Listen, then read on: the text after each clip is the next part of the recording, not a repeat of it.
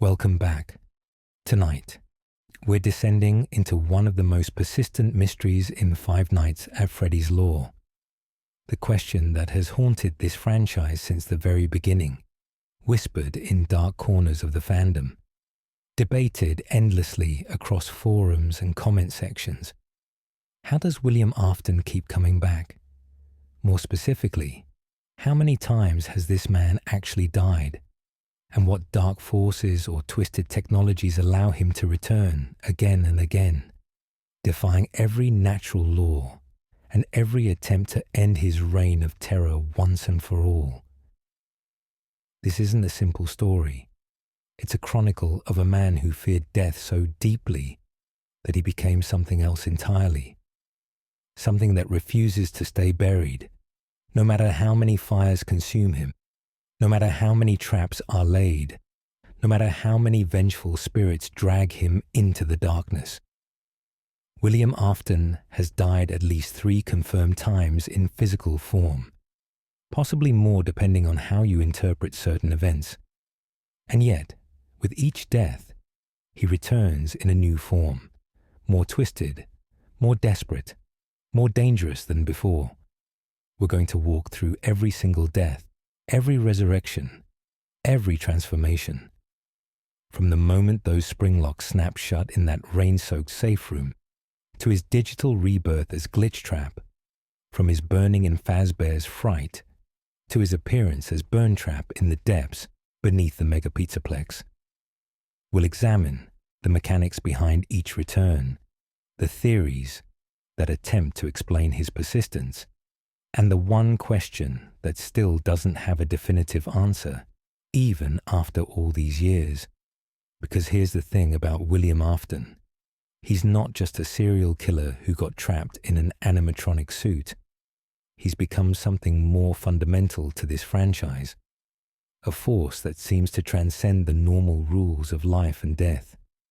Whether it's through remnant, through agony, through consciousness digitization, or through something else entirely, Afton has found ways to cheat death that blur the line between science fiction and supernatural horror. And the franchise has never quite given us a straight answer about how it all works. Tonight, we're laying it all out. Every death, every return, every theory, every unanswered question. Whether you're here to refresh your knowledge of the timeline, to explore the deeper implications of Afton's persistence, or simply to let these dark tales carry you into rest, we'll trace every step of this murderer's journey from human monster to something far worse. This is the complete chronicle of William Afton's deaths and the horrifying ways he keeps clawing his way back into existence. Before we begin, if you enjoy this kind of deep exploration into Five Nights at Freddy's lore, the kind that unfolds slowly and thoroughly like a mystery being carefully unraveled in the quiet hours, feel free to like and subscribe. And let me know in the comments what aspect of Afton's story fascinates you most, or what you think really keeps him coming back. It's always interesting to see the different theories and perspectives from across the community. Now, let's begin our descent into the life, deaths, and resurrections of William Afton. Death number 1. The springlock failure. The first death of William Afton is perhaps the most iconic, the most visceral, and in many ways the most important to understanding everything that comes after. It happens in the safe room of the old Freddy Fazbear's Pizza location, sometime after the events of the first game. The exact year is debated, but what happens in that room is crystal clear, preserved in the pixelated horror of Five Nights at Freddy's 3's minigames. To understand this death, we need to understand what brought Afton back to that abandoned pizzeria in the first place. The location had been closed for years, the animatronics left to rot in the darkness, the safe room sealed off from both digital maps and the animatronics programming. But William Afton returned, and he didn't come to reminisce.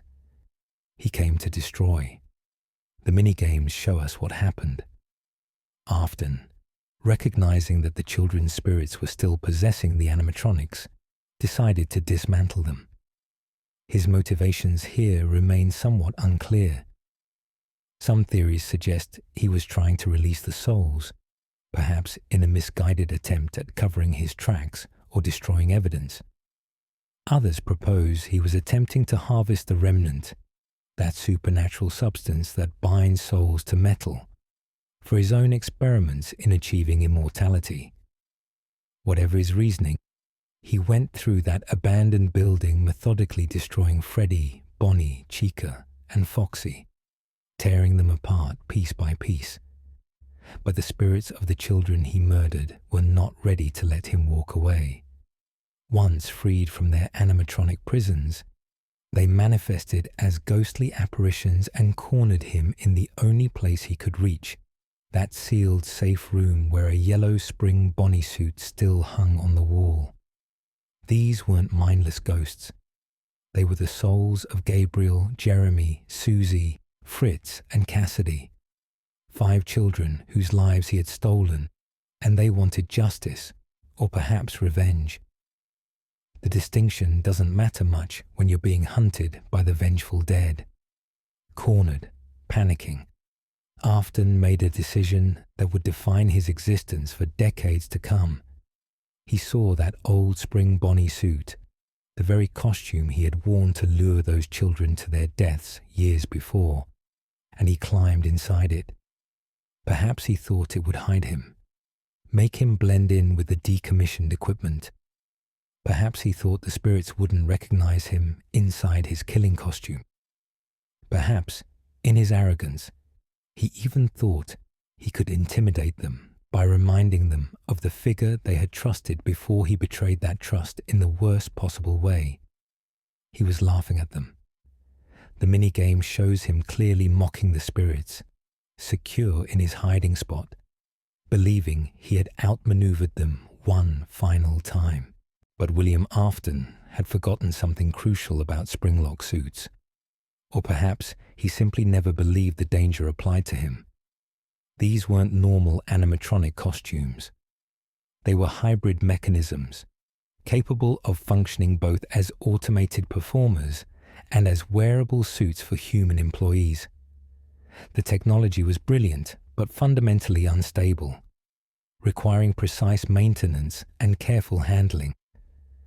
The safe room had been sealed for years. The ceiling leaked. Rain dripped steadily into the abandoned space, and the moisture in the air was thick and oppressive. Springlock mechanisms are triggered by moisture. Even the training tapes from Five Nights at Freddy's 3 explicitly warn about this. A single drop of water, a bit of condensation, even the moisture from breath or perspiration, can cause the locks to loosen and fail. And when Springlock suits fail, they fail catastrophically. The rain hit the suit. The moisture seeped into the mechanisms. And then, in an instant that must have felt like an eternity, every single spring lock in the suit released simultaneously. To understand the horror of what happened next, you need to understand what spring-lock suits actually do. When in animatronic mode, these suits contain a full endoskeleton, all the metal framework, wiring, mechanical parts, and crossbeams necessary to make the character move and perform. When someone wants to wear the suit, they use a hand crank to wind up the spring locks, which compress all of these mechanical components tightly against the inner walls of the suit, creating just enough space for a human body to fit inside. The springs hold everything in place under extreme tension. When those springs fail, all of that compressed machinery snaps back into its original position instantly. And if there's a human body in the way, well, the machinery doesn't stop. It goes through the body. Every single piece of sharp metal, every crossbeam, every wire, every mechanical component that was held back by those springs suddenly drives inward with incredible force. The novel The Silver Eyes, while not exactly canon to the games, gives us Afton's own description of what a spring lock failure feels like. He tells someone that first, all the locks snap into you, making deep cuts all over your body. A split second later, all the animatronic parts drive into your body. You die slowly. You feel your organs being punctured. The suit grows wet with your blood. You know you're dying for long, long minutes. You try to scream, but you can't, because your vocal cords are severed and your lungs are filling with your own blood until you drown in it. This is what happened to William Afton in that safe room. The spring locks failed, and the spring Bonnie suit became his tomb and his torture chamber all at once. The metal crushed his ribs, punctured his lungs, tore through his organs. His legs were impaled. His arms were shredded from the inside. The endoskeleton's mechanical parts drove through flesh and bone, pinning him inside the suit like some horrific Iron Maiden. Blood pooled inside the costume, leaking out through tears in the fabric. And through it all, William Afton remained conscious. The death was slow, just as he had described in his cruel explanation to others. He had perhaps 3 to 5 minutes of excruciating agony, drowning in his own blood, unable to scream, unable to move without causing more damage, unable to do anything but experience the full consequences of his decision to hide inside that suit. The spirits of the children watched. They didn't intervene. They didn't help. They simply watched as the man who had murdered them died one of the most agonizing deaths imaginable, trapped in the very suit he had used to deceive them. There's a certain poetry to it, a karmic justice that feels almost too perfect. William Afton, who had stuffed children's bodies into animatronic suits, was now being stuffed into a suit by the mechanical violence of the spring locks themselves. When it was over, when William Afton finally stopped moving, the spirits faded away. Perhaps they felt their revenge was complete. Perhaps they believed justice had finally been served. The safe room was sealed, hidden from maps, invisible to the animatronics programming. No one would find the body. William Afton would rot inside that spring Bonnie suit in that sealed room for 30 years, his corpse slowly mummifying in the darkness, fusing with the mechanical parts that had killed him, becoming something that was neither fully human nor fully machine. But here's the thing about William Afton. He didn't stay dead. Whether through remnant exposure from his experiments, through the supernatural agony of his death binding his soul to the suit, through a vengeful spirit attaching itself to him to ensure he could never truly rest, or through some combination of these factors, William Afton's consciousness appears to have persisted. His body was destroyed, yes. He was absolutely dead by any conventional medical definition. But based on what follows, something of him remained, trapped in that suit, aware on some level, waiting in the darkness for 30 long years. The safe room became his prison. The spring Bonnie suite became both his coffin and his new body. And when someone finally opened that room 3 decades later, what emerged was no longer fully William Afton. It was Springtrap, the first of his many resurrected forms, and the beginning of a cycle that would prove almost impossible to break. This death should have been final. By all rights, William Afton should have simply remained a corpse in a suit, a gruesome reminder of Springlock technology's dangers and a serial killer's fitting end. But the rules that govern the 5 Nights at Freddy's universe don't work quite like the rules of our world. In this franchise, strong emotions, particularly agony and rage, can bind souls to physical objects. Remnant, a substance created when metal is heated and, infused with the essence of life, can preserve consciousness beyond death. If Afton had indeed exposed himself to remnant in his experiments, which seems plausible given his obsession with immortality, this could explain what happened next. When those spring locks crushed the life out of him, when his blood soaked into every fibre of that suit, when his final moments were filled with more agony than most people experience in their entire lives, this combination of factors could have acted like a supernatural binding agent. The prevailing interpretation is that what remained of William Afton, his soul, his consciousness, his will to survive, became bound directly to the spring bonnie suit. He didn't pass on. He couldn't pass on. He was stuck, trapped between life and death, existing in a state that shouldn't be possible, but somehow was. For 30 years, he remained in that safe room. The pizzeria above him closed permanently. The building fell into disrepair. Rain continued to leak through the damaged roof. The suit rotted around his corpse, the fabric tearing, the mechanics rusting, his body decomposing but never quite disappearing entirely. And through it all, some spark of consciousness remained, waiting, festering, growing more twisted with each passing year of darkness and isolation. The first death of William Afton was horrific, karmic, and by all conventional logic should have been final.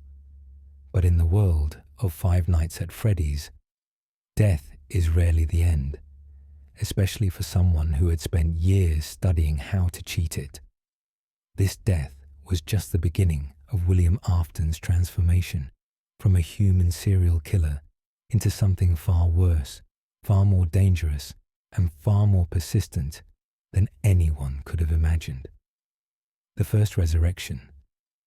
Springtrap emerges. 30 years passed in darkness. 30 years of isolation in that sealed, safe room, hidden from the world, forgotten by everyone except perhaps the spirits that had witnessed his death. The abandoned Freddy Fazbear's Pizza location sat silent and decaying, a monument to tragedy and failed business ventures. The animatronics that once entertained children stood motionless in the shadows. And in that safe room, in that spring bonnie suit, something waited. What happened during those 3 decades? What was it like for whatever remained of William Afton, trapped in that state between life and death, neither fully conscious nor fully dormant? We can only speculate, but the result was clear. When Fazbear's Fright opened as a horror attraction in the modern day, using the notoriety of the Freddy Fazbear brand to draw thrill seekers and horror enthusiasts, the crew set about finding authentic artifacts from the old locations to make their attraction more convincing. They found the safe room. Somehow, despite it being hidden from the building's digital maps, despite the attempts to keep it sealed and forgotten, the crew discovered that boarded-up space. And inside, they found their sad prize. A real animatronic from the original restaurant. Or at least, that's what they thought they found. What they actually discovered was Springtrap. The spring bonnie suit had deteriorated significantly over 30 years. The yellow fabric that once made the costume bright and inviting had faded to a sickly olive color with darker stains covering much of its surface. Blood, rust, and decay had turned the costume into something that looked like it had crawled out of a grave. Large portions of the suit were torn away entirely, exposing the endoskeleton beneath and the mummified remains of William Afton's corpse. Through gaps in the costume, you could see organic material, mummified flesh wrapped around metal bones, internal organs dried and shriveled but still recognizable as human, a skull visible inside the animatronic head, its eye sockets housing actual human eyes, now glassy and dead, but somehow still present. The spring bonnie mask's left ear was torn, its jaw hung slightly open, and inside that mouth, You could catch glimpses of human teeth alongside the costume's mechanical components. Springtrap's design is horrific precisely because it makes no attempt to hide what it is. This is a corpse inside an animatronic suit. The mummification process had preserved enough of William Afton's body that you could still see him in there, still recognize that something human had once inhabited this mechanical shell. It wasn't like the other possessed animatronics, where the children's bodies had disappeared entirely, absorbed or destroyed by the machinery. Afton's corpse remained, fused with the endoskeleton, creating something that was both a haunted robot and a walking corpse. But Springtrap wasn't just a corpse. The phone dude working at Fazbear's Fright was excited because the animatronic they found was still active. It could move. It could walk. When they brought it back to the attraction and set it up as their star exhibit, Springtrap didn't just sit there like a prop. It began to wander the building at night, seeking out the security guard, moving through the halls with a shambling, uneven gait that suggested damaged motors and rusted joints, but also a disturbing intelligence behind its movements. Throughout Five Nights at Freddy's 3, Springtrap is the only real threat. The phantom animatronics that appear are hallucinations, likely generated by poor ventilation and the panic of the guard, unable to actually harm the player beyond jump scares that cause system failures. But Springtrap is real, physical, and dangerous. It stalks through the building, using the ventilation system, peering through windows, approaching from multiple directions, always hunting, always moving toward the security office. What makes Springtrap particularly unsettling is the evidence that William Afton's consciousness is still present, still in control. The animatronic doesn't move like the others in the series. It doesn't have set patterns or predictable behavior. Instead, it shows intelligence, adaptability, and what could only be described as cunning. It avoids the audio lures when they're used too, obviously. It takes different routes each night. It seems to learn from its failures, approaching from new angles when previous attempts are thwarted. And if you're unlucky enough to get a good look at Springtrap during one of its jump scares or rare opportunities, you can see subtle movements that shouldn't be possible for a decommissioned animatronic. The eyes move, tracking the player. The body language suggests awareness. There are moments where Springtrap doesn't move like a malfunctioning robot, but like something with purpose, with will, with a mind directing its actions from inside that decaying shell. The question that haunted players from the moment Five Nights at Freddy's 3 released was simple but profound. Was this still William Afton? How much of the man remained inside that suit? Was this his spirit, bound to the machine like the children's spirits were bound to the other animatronics? Was this his consciousness, somehow preserved by remnant or agony, still thinking, still aware, still pursuing whatever dark goals had driven him in life? Or was this something else entirely, some new entity created by the fusion of human remains, supernatural possession, and mechanical resurrection? The evidence suggests that this was indeed William Afton, or at least something that retained his memories, his personality, his malevolence. Springtrap's behavior isn't random. It's predatory. It hunts the night guard with what seems like intention, not the confused aggression of the children's spirits who simply lash out at anyone in a security uniform. There's method to Springtrap's movements, strategy in its approach. It feels personal in a way the other animatronics' attacks don't. And yet, how was this possible? William Afton had died 30 years ago. His body had decomposed inside that suit. The brain that had held his memories and personality had long since ceased functioning in any conventional biological sense. By all scientific understanding, there should have been nothing left of William Afton except dead tissue and bones. But remnant doesn't follow conventional scientific understanding. The law of Five Nights at Freddy's has established that remnant, created when metal is infused with soul essence and heated, can preserve consciousness beyond death. William Afton had been conducting experiments with remnant for years, trying to unlock the secrets of immortality. He had injected the fun-time animatronics with remnant extracted from the melted endoskeletons of his victims. He had studied how possession works, how spirits bind to machinery. Based on what we know of Afton's remnant experiments documented in Sister Location's blueprints, it stands to reason he would have tested this substance on himself. When the spring locks failed and his body was destroyed, this could explain why his consciousness remained bound to the suit, similar to how the children's souls attached to their animatronics.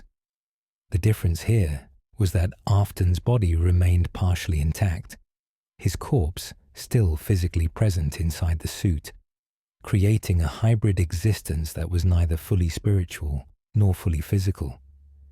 The community has long theorized, drawing from evidence in later games, that the vengeful spirit in Golden Freddy may have attached itself to Afton specifically to ensure he could never truly rest. This interpretation suggests that this spirit wouldn't let Afton die, wouldn't let him escape into death's peace. Instead, it bound him to existence, forcing him to continue in a state of suffering, trapped in the consequences of his actions.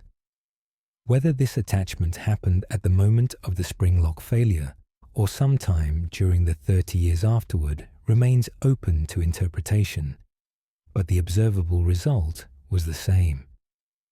William Afton couldn't die. He was locked into this new existence as Springtrap, unable to move on, unable to end his consciousness, forced to continue in this horrific form. Whatever the exact mechanism, the result was undeniable.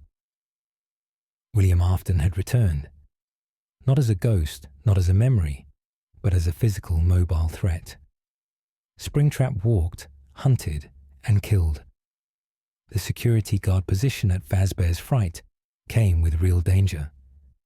If Springtrap reached the office, if it caught the guard, the jump scare suggested violent death, possibly stuffing the victim into a spare suit, just as Afton had done to the children decades earlier. This resurrection established a pattern that would repeat multiple times over the course of the franchise. William Afton would die, and yet he would return, transformed, damaged, but persistent. The springlock failure should have killed him permanently. The 30 years sealed in darkness should have been his grave, but instead, he emerged into the modern world, into the bright lights and cameras of Fazbear's Fright, ready to continue causing harm in whatever way his new form allowed.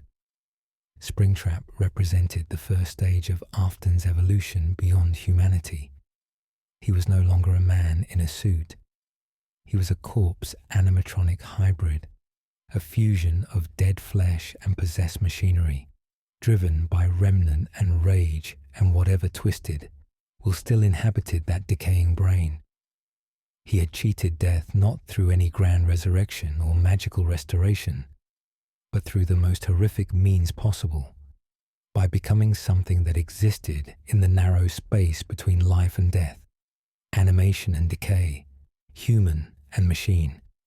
And this form, disturbing as it was, would not be his final iteration. Because even as Springtrap, even as this walking nightmare of rusted metal and mummified flesh, William Afton's story was far from over.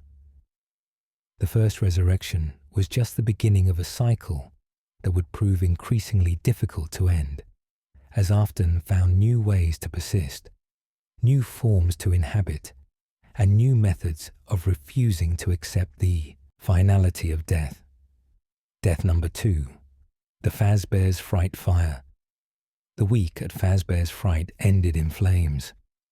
On the night that would have been the attraction's opening, after 6 nights of the security guard's shifts dealing with Springtrap's relentless pursuit through the decaying building, something happened. The details are kept deliberately vague by the game, but the result is clear from the newspaper that appears after completing Night 6 of 5 Nights at Freddy's 3. Fazbear's Fright, the horror attraction, burned to the ground overnight. The newspaper article reports that the fire began under mysterious circumstances, with investigators finding evidence of faulty wiring as the probable cause. The attraction never opened to the public. Everything inside was destroyed. The vintage animatronic parts, the old drawings, the security cameras, the audio systems, all of it went up in flames. The building became an inferno, hot enough to reduce wood to ash and melt metal, leaving behind only a charred skeleton of what had been meant to be a celebration of Fazbear Entertainment's dark history. For anyone who had experienced Springtrap's hunting during the nights prior, the implication seemed clear. This was no accident. Someone, probably the security guard, had set the fire deliberately. After 6 nights of being stalked by an undead killer inside a rotting animatronic suit, after 6 nights of barely surviving until 6 a.m., the guard had apparently decided that the only way to stop Springtrap was to burn it all down. And honestly, can anyone blame them? What else were they supposed to do? Call the police and report a possessed animatronic? Try to dismantle Springtrap themselves and risk getting close to something that had already demonstrated both mobility and murderous intent? Fire seemed like the logical solution. In horror movies, when you're dealing with something that shouldn't be alive, you burn it. Fire purifies. Fire destroys everything, leaving nothing behind but ash.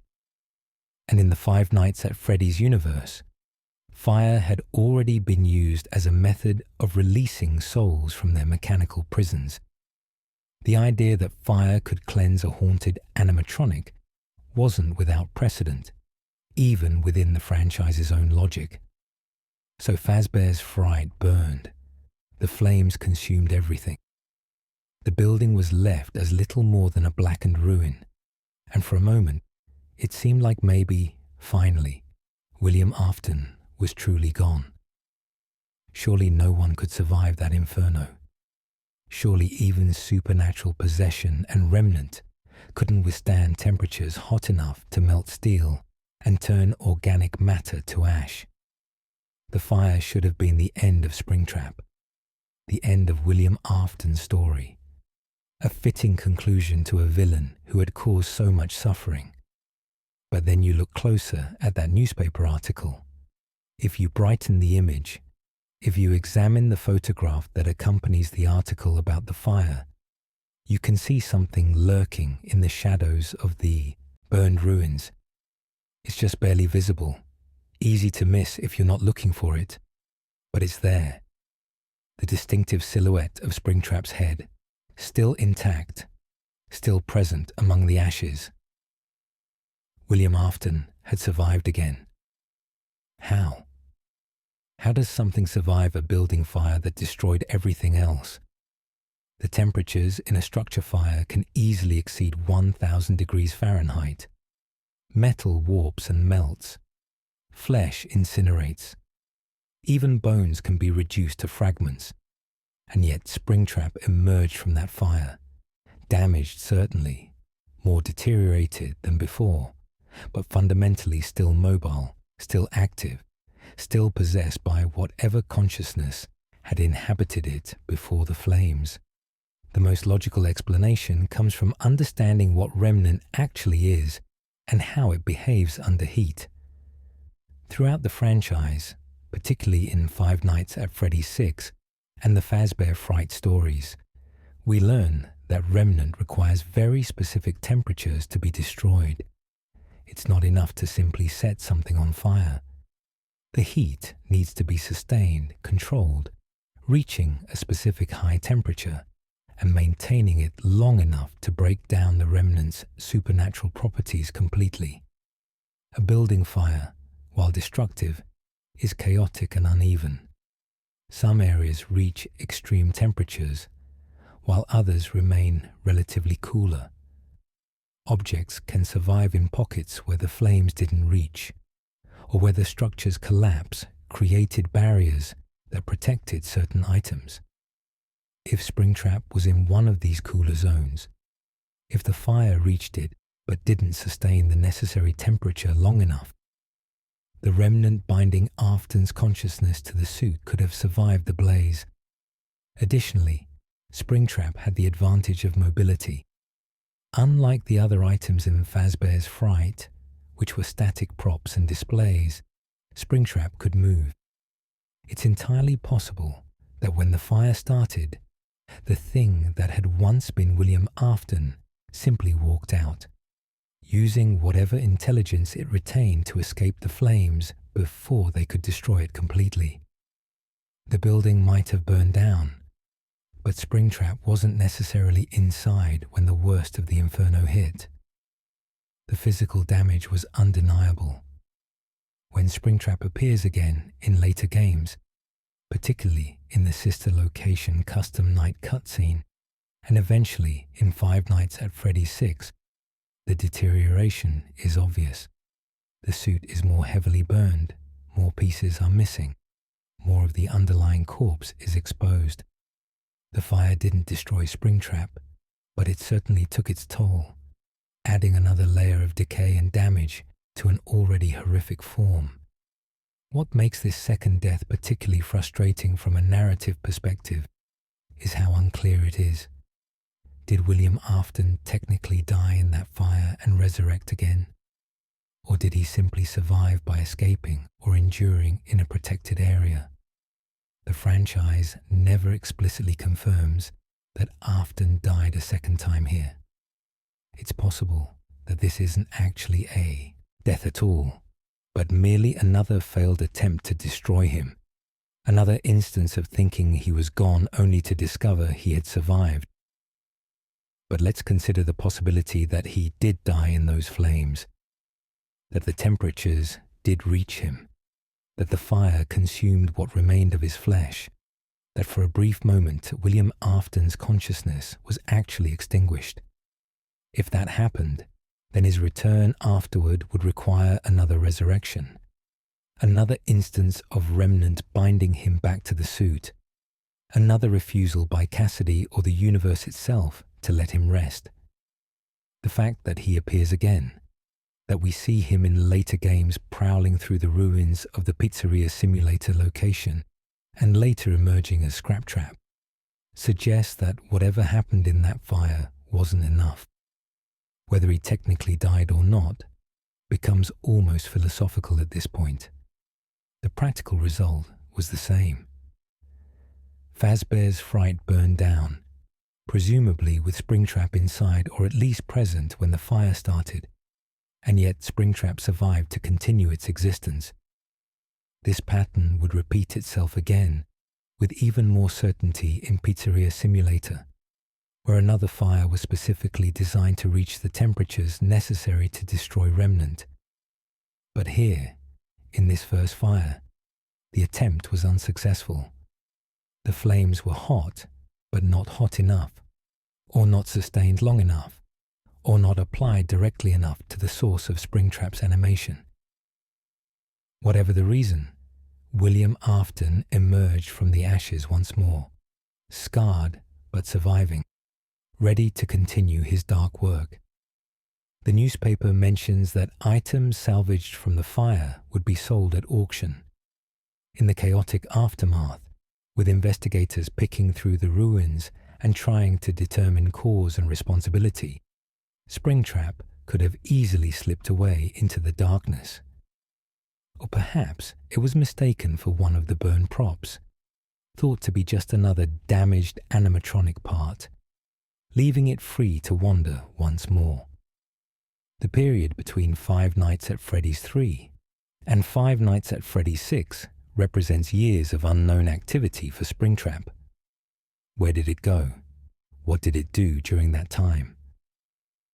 We get a glimpse in the sister location cutscene, where we see Springtrap in shadow, missing its pelvis, clearly damaged from the fire, walking through what appears to be abandoned areas. There's a monologue from Michael Afton, William's son, making it clear that Michael has been hunting his father through the years, trying to find him, trying to stop him. This creates an interesting dynamic. Michael, who had his own brush with death and resurrection, after being scooped and used as a skin suit by Ennard, was tracking Springtrap across locations and years.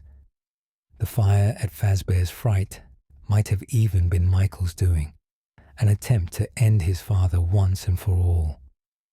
When that failed, when Springtrap survived, Michael presumably continued his hunt, knowing that his father's evil couldn't be allowed to persist unchecked.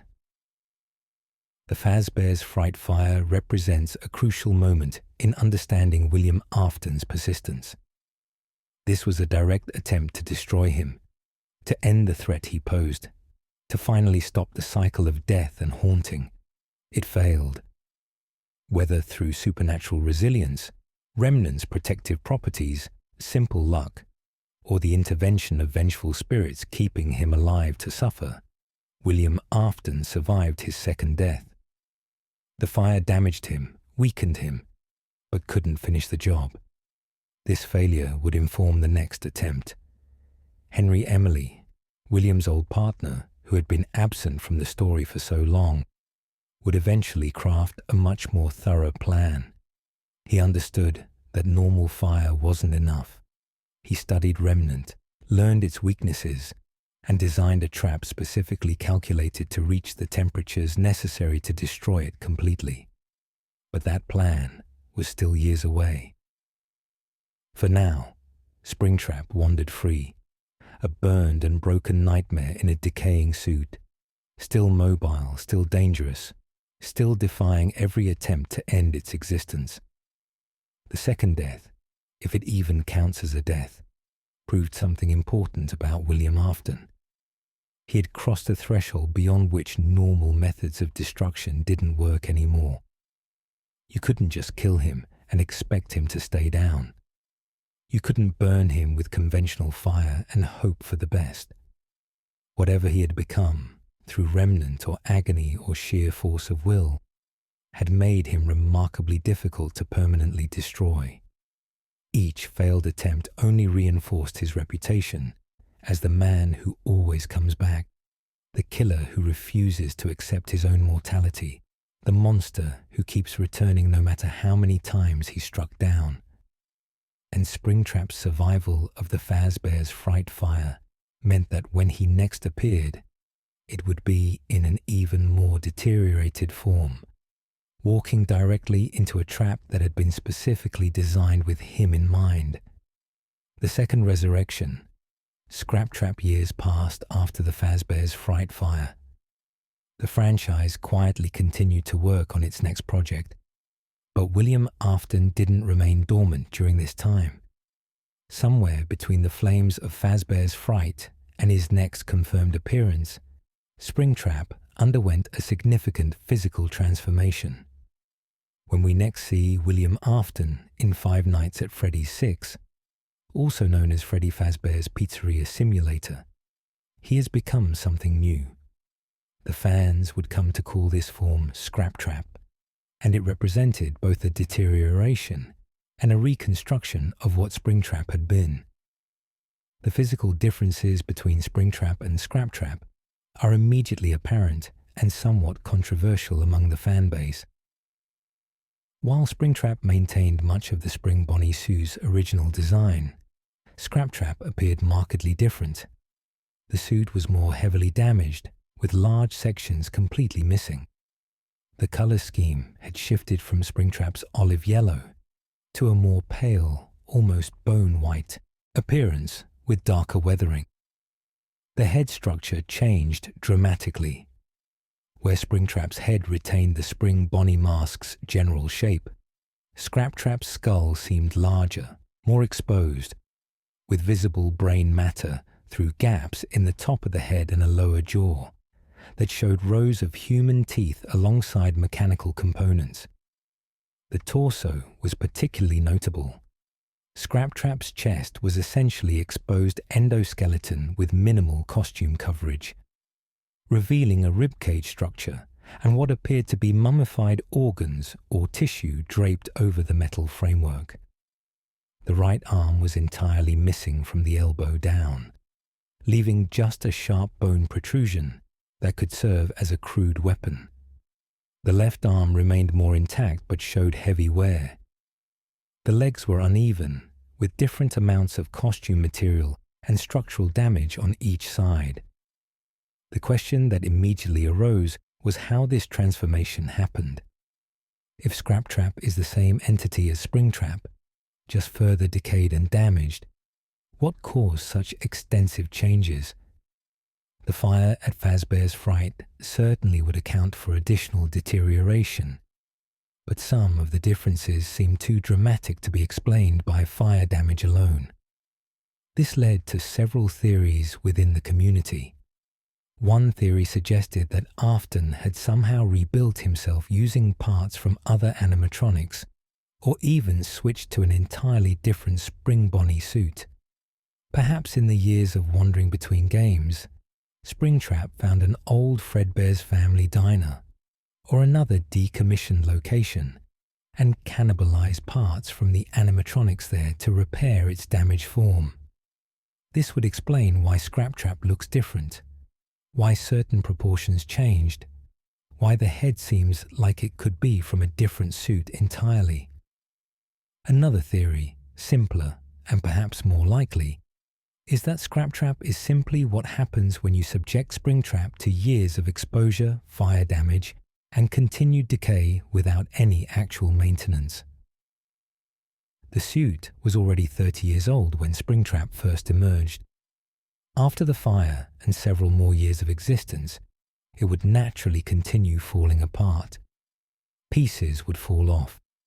The corpse would continue mummifying and deteriorating. The mechanical components would rust and fail. Scraptrap might just be Springtrap at an even later stage of decay, with the physical differences explained by the passage of time and accumulated damage.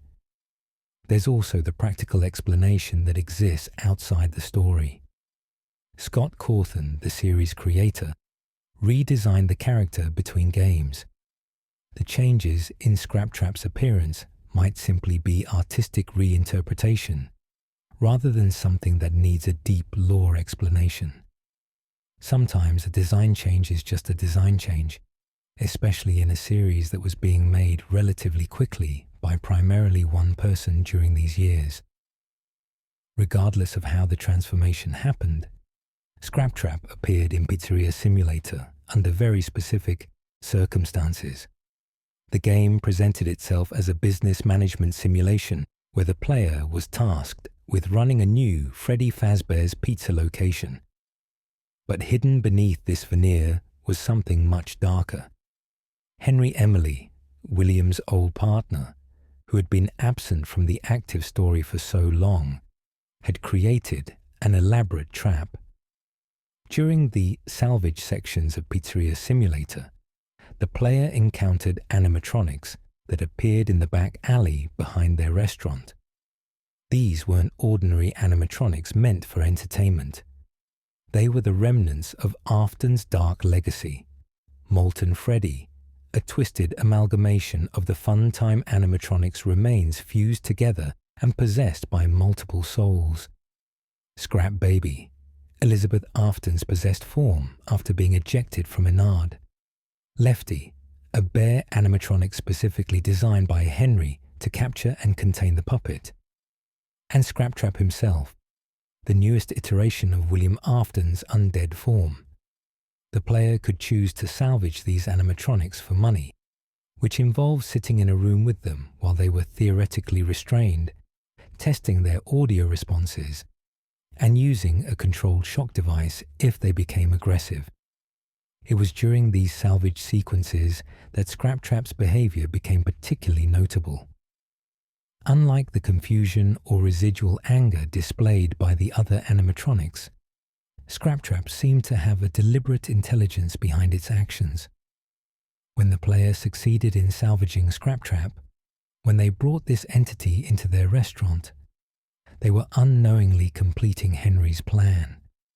The entire pizzeria simulator was exactly what the title suggested: a simulation, a fake restaurant created specifically to lure these entities into one location. Henry had researched Remnant extensively. He understood how it worked, how it bound spirits to machinery, and most importantly, he understood its one crucial weakness: heat. Remnant could be destroyed if heated to a specific high temperature and maintained at that heat long enough. Previous attempts to destroy it through fire had failed because they weren't hot enough or weren't sustained long enough. But Henry designed his trap with precision.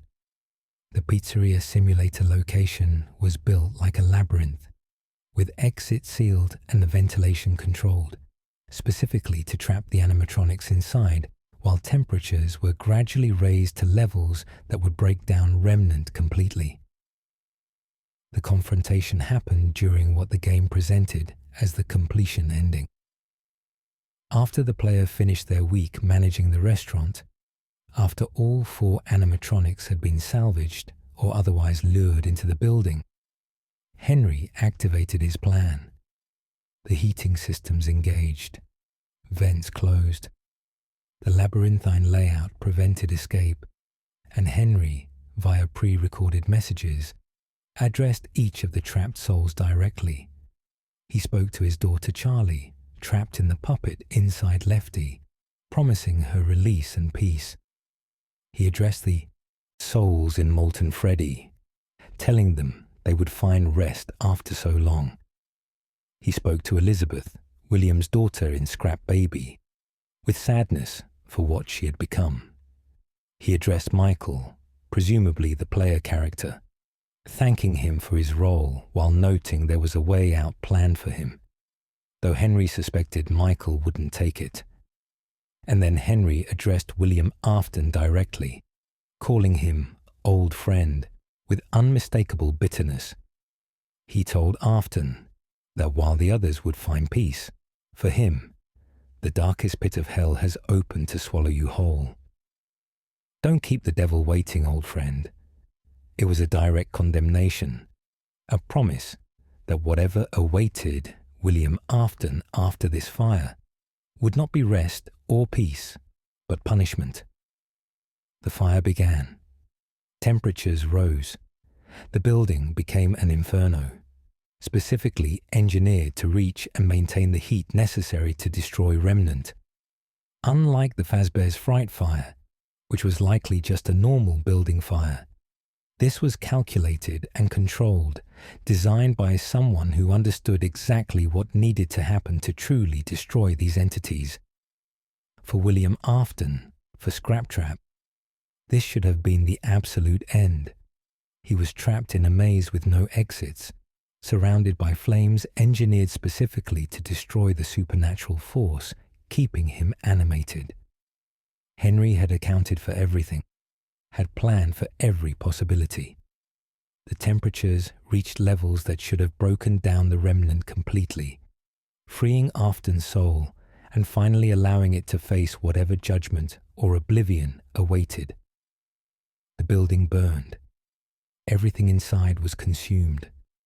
The animatronics, the equipment, Henry himself, who remained to ensure no one escaped, and presumably Michael, who chose to stay, rather than use the exit Henry had provided. Scraptrap burned along with everything else. The spring Bonnie suit finally reduced to ash, the corpse inside it destroyed completely, the remnant binding William Afton's consciousness to physical form, finally broken down by sustained, extreme heat. This was death number 3 for William Afton. The spring lock failure had killed his body. The Fazbear's Fright Fire had tried but failed to destroy Springtrap. But this fire, Henry's carefully engineered trap, this should have succeeded where the others failed. The pizzeria simulator fire wasn't just hot enough. It was scientifically calculated to be exactly what was needed to end remnant-based possession. Every variable had been controlled. Every possibility had been accounted for. William Afton died in that fire. Not just his physical form this time, but the supernatural force that had kept him animated, the remnant that had bound his consciousness to the suit, the dark energy that had powered Springtrap and Scraptrap. For the first time since the Springlock failure, William Afton was truly, completely dead. His consciousness should have been released, forced to move on to whatever afterlife or oblivion awaited someone with his sins. But as we would discover in later games, even this wasn't the end. Even death in a remnant-destroying fire, even the complete physical destruction of his body and the breakdown of the supernatural forces binding him to the material world, even all of that somehow wasn't enough to keep William Afton from returning, because the franchise had already planted the seeds for his next resurrection, his most unexpected and perhaps most disturbing form yet. A digital consciousness, a virus in the code, something that could exist without a physical body at all. Scraptrap's death in the pizzeria simulator fire represented the end of William Afton's physical resurrections. His body was gone, turned to ash and dust. The Spring Bonnie suit was destroyed completely. The remnant that had powered his undead existence was broken down by the heat. By every measure that should have mattered, William Afton was finally, truly, permanently dead. The cycle of Springlock failure to Springtrap to Scraptrap had reached its terminus. The physical threat was ended, and yet the very next game in the franchise would reveal that William Afton had found a way to persist beyond even this supposedly final death. Not as a physical entity this time, but as something far more insidious, far more difficult to destroy, far more capable of spreading than any corpse in an animatronic suit could ever be. The death of Scraptrap wasn't the end of William Afton. It was merely a transition to his next form, one that couldn't be trapped in a maze or destroyed by fire because it existed in a realm where physical limitations didn't apply. Ultimate custom night, death, purgatory, or both. After William Afton's apparent final death in the pizzeria simulator fire, something unexpected happened. The next game in the series, Ultimate Custom Night, presented players with a scenario that remains one of the most debated aspects of Five Nights at Freddy's lore. Was this a game where you played as William Afton experiencing torment after death? Was it Michael Afton in some form of purgatory? Was it even real, or merely a nightmare? And most importantly for our discussion, did Ultimate Custom Night represent another death for William Afton? Or was it something that happened after his death in the pizzeria simulator fire? The setup of Ultimate Custom Night is deceptively simple. The player sits in an office and must fend off a roster of animatronics, potentially all of them, from across the entire Five Nights at Freddy's franchise up to that point. But the game's atmosphere and the voice lines from the animatronics suggest something far more sinister than a simple survival challenge. This isn't just a difficult night at a pizzeria. This feels personal, punitive, designed to torture rather than merely challenge. Multiple animatronics reference the one you should not have killed, speaking about someone who is deliberately keeping the player trapped in this nightmare. Nightmare Freddy says, "I am remade, but not by you, by the one you should not have killed." Jacko Chica says, "Greetings from the fire, and from the one you should not have killed. Withered Chica, when asked, "Why are we still here?" responds, "He tried to release you. He tried to release us. But I'm not going to let that happen. I will hold you here. I will keep you here no matter how many times they burn us." These aren't random threats. They're targeted, specific, suggesting that the player character is someone being deliberately punished by a specific vengeful spirit. The strongest evidence for the player being William Afton comes from the game's hidden minigame called Old Man Consequences. In this simple fishing game, you control a character that appears to be a red version of one of the bear animatronics, sitting by a dark lake with an old man. The old man speaks in cryptic phrases. "Leave the demon to his demons.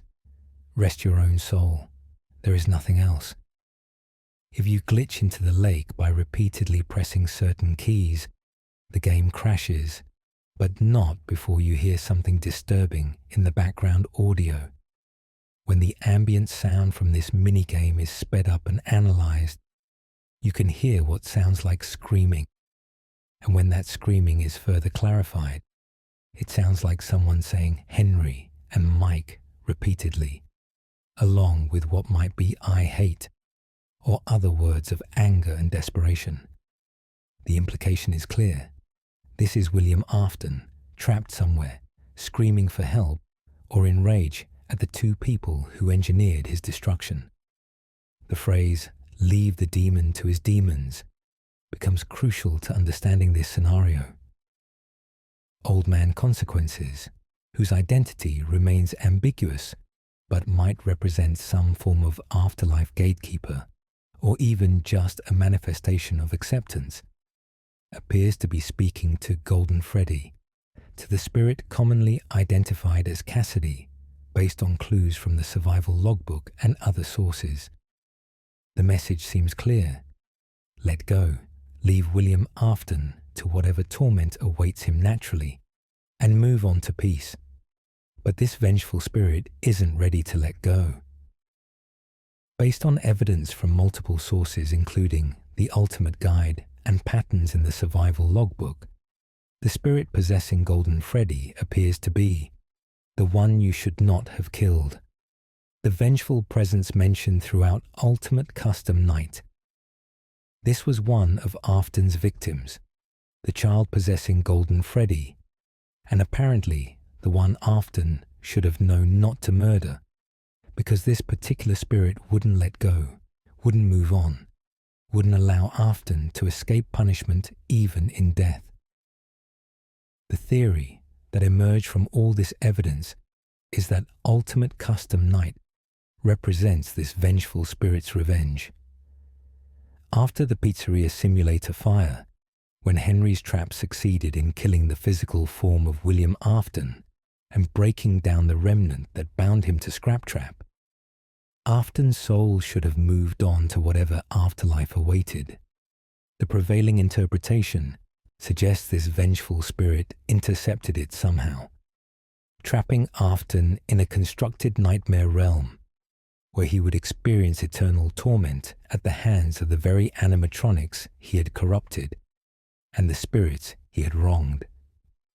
This would make Ultimate Custom Night a form of purgatory, or perhaps a personal hell, a place outside normal space and time, where the vengeful spirit forces William Afton to relive being hunted, attacked, and killed over and over again. Every night, every session, could represent Afton experiencing death repeatedly, never able to escape, never able to truly die and move on because this vengeful presence keeps him trapped in this cycle. Some of the animatronic voice lines support this interpretation. The puppet, Charlotte Emily, says, "I don't hate you, but you need to stay out of my way." It's not personal for her. She's simply ensuring Afton can't escape. Circus Baby, Elizabeth Afton, says, "You won't die, but you'll wish you could," suggesting an eternal existence without the release of true death. Nightmarian says, "I am the fearful reflection of what you have created," implying this entire nightmare is constructed from Afton's own guilt and crimes. However, there are arguments against the William Afton's hell theory. The most obvious is the presence of both Springtrap and Scraptrap as selectable animatronics in the game. If you're playing as William Afton, why would he be attacking himself? Some theorists explain this as Afton confronting his own demons, literally forced to face what he became. Others argue it's simply a game mechanic that shouldn't be read too deeply into lore-wise. There's also the alternate theory that the player is actually Michael Afton, William's son, experiencing his own form of purgatory. Michael killed his brother in the bite of 83, an act that haunted him throughout his life. Perhaps this is his punishment or his attempt at atonement, facing down the animatronics and the family's sins repeatedly. The "one you should not have killed" would then refer to Michael's brother, the crying child who died because of the prank gone wrong. But the Michael theory has significant problems. Most importantly, Michael spent his entire post-sister location life trying to undo his father's damage, helping souls find peace, and ultimately sacrificing himself in the pizzeria simulator fire to help end the cycle. It seems unjust and narratively unsatisfying for him to end up in eternal torment.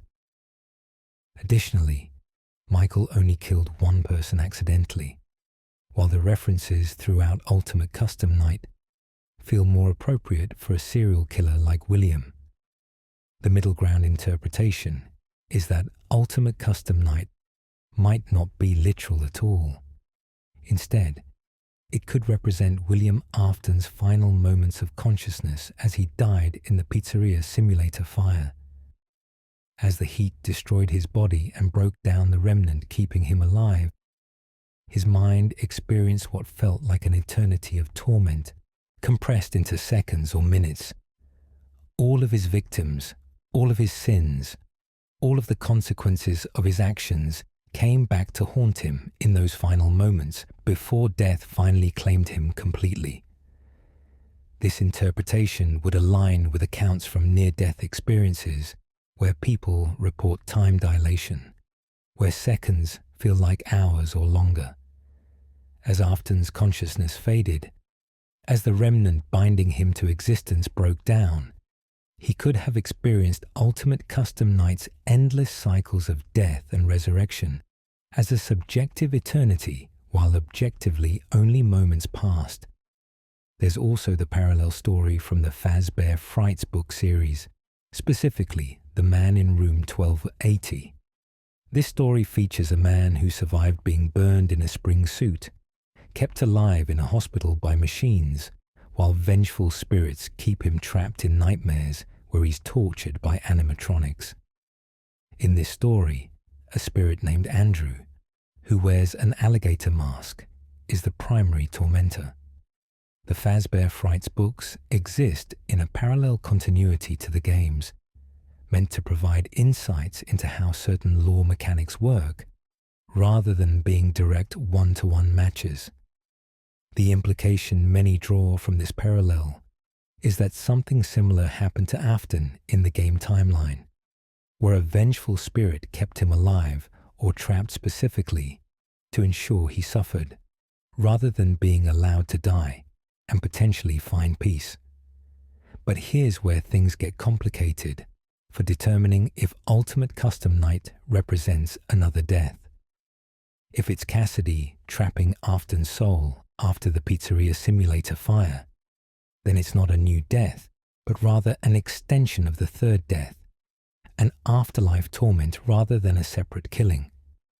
If it's Afton's dying moments stretched out subjectively into eternity, then again, it's not a new death, but part of the pizzeria simulator death experience. The only way Ultimate Custom Night represents a separate death is if Afton somehow survived the pizzeria simulator fire, or was resurrected from it, then was killed by Cassidy specifically, creating a fourth death. But there's no clear evidence for this sequence of events. The most supported interpretation is that Ultimate Custom Night takes place in a spiritual realm after the physical death in Pizzeria Simulator, meaning it's torment after death, rather than death itself. What makes this situation particularly frustrating from a lore perspective is that Scott Cawthon has never explicitly confirmed which interpretation is correct. The ambiguity seems deliberate, allowing players to choose the interpretation that makes the most sense to them, or that fits their understanding of the franchise's rules about souls, consciousness, and the afterlife. For our purposes, counting William Afton's deaths, Ultimate Custom Night most likely doesn't represent a separate death.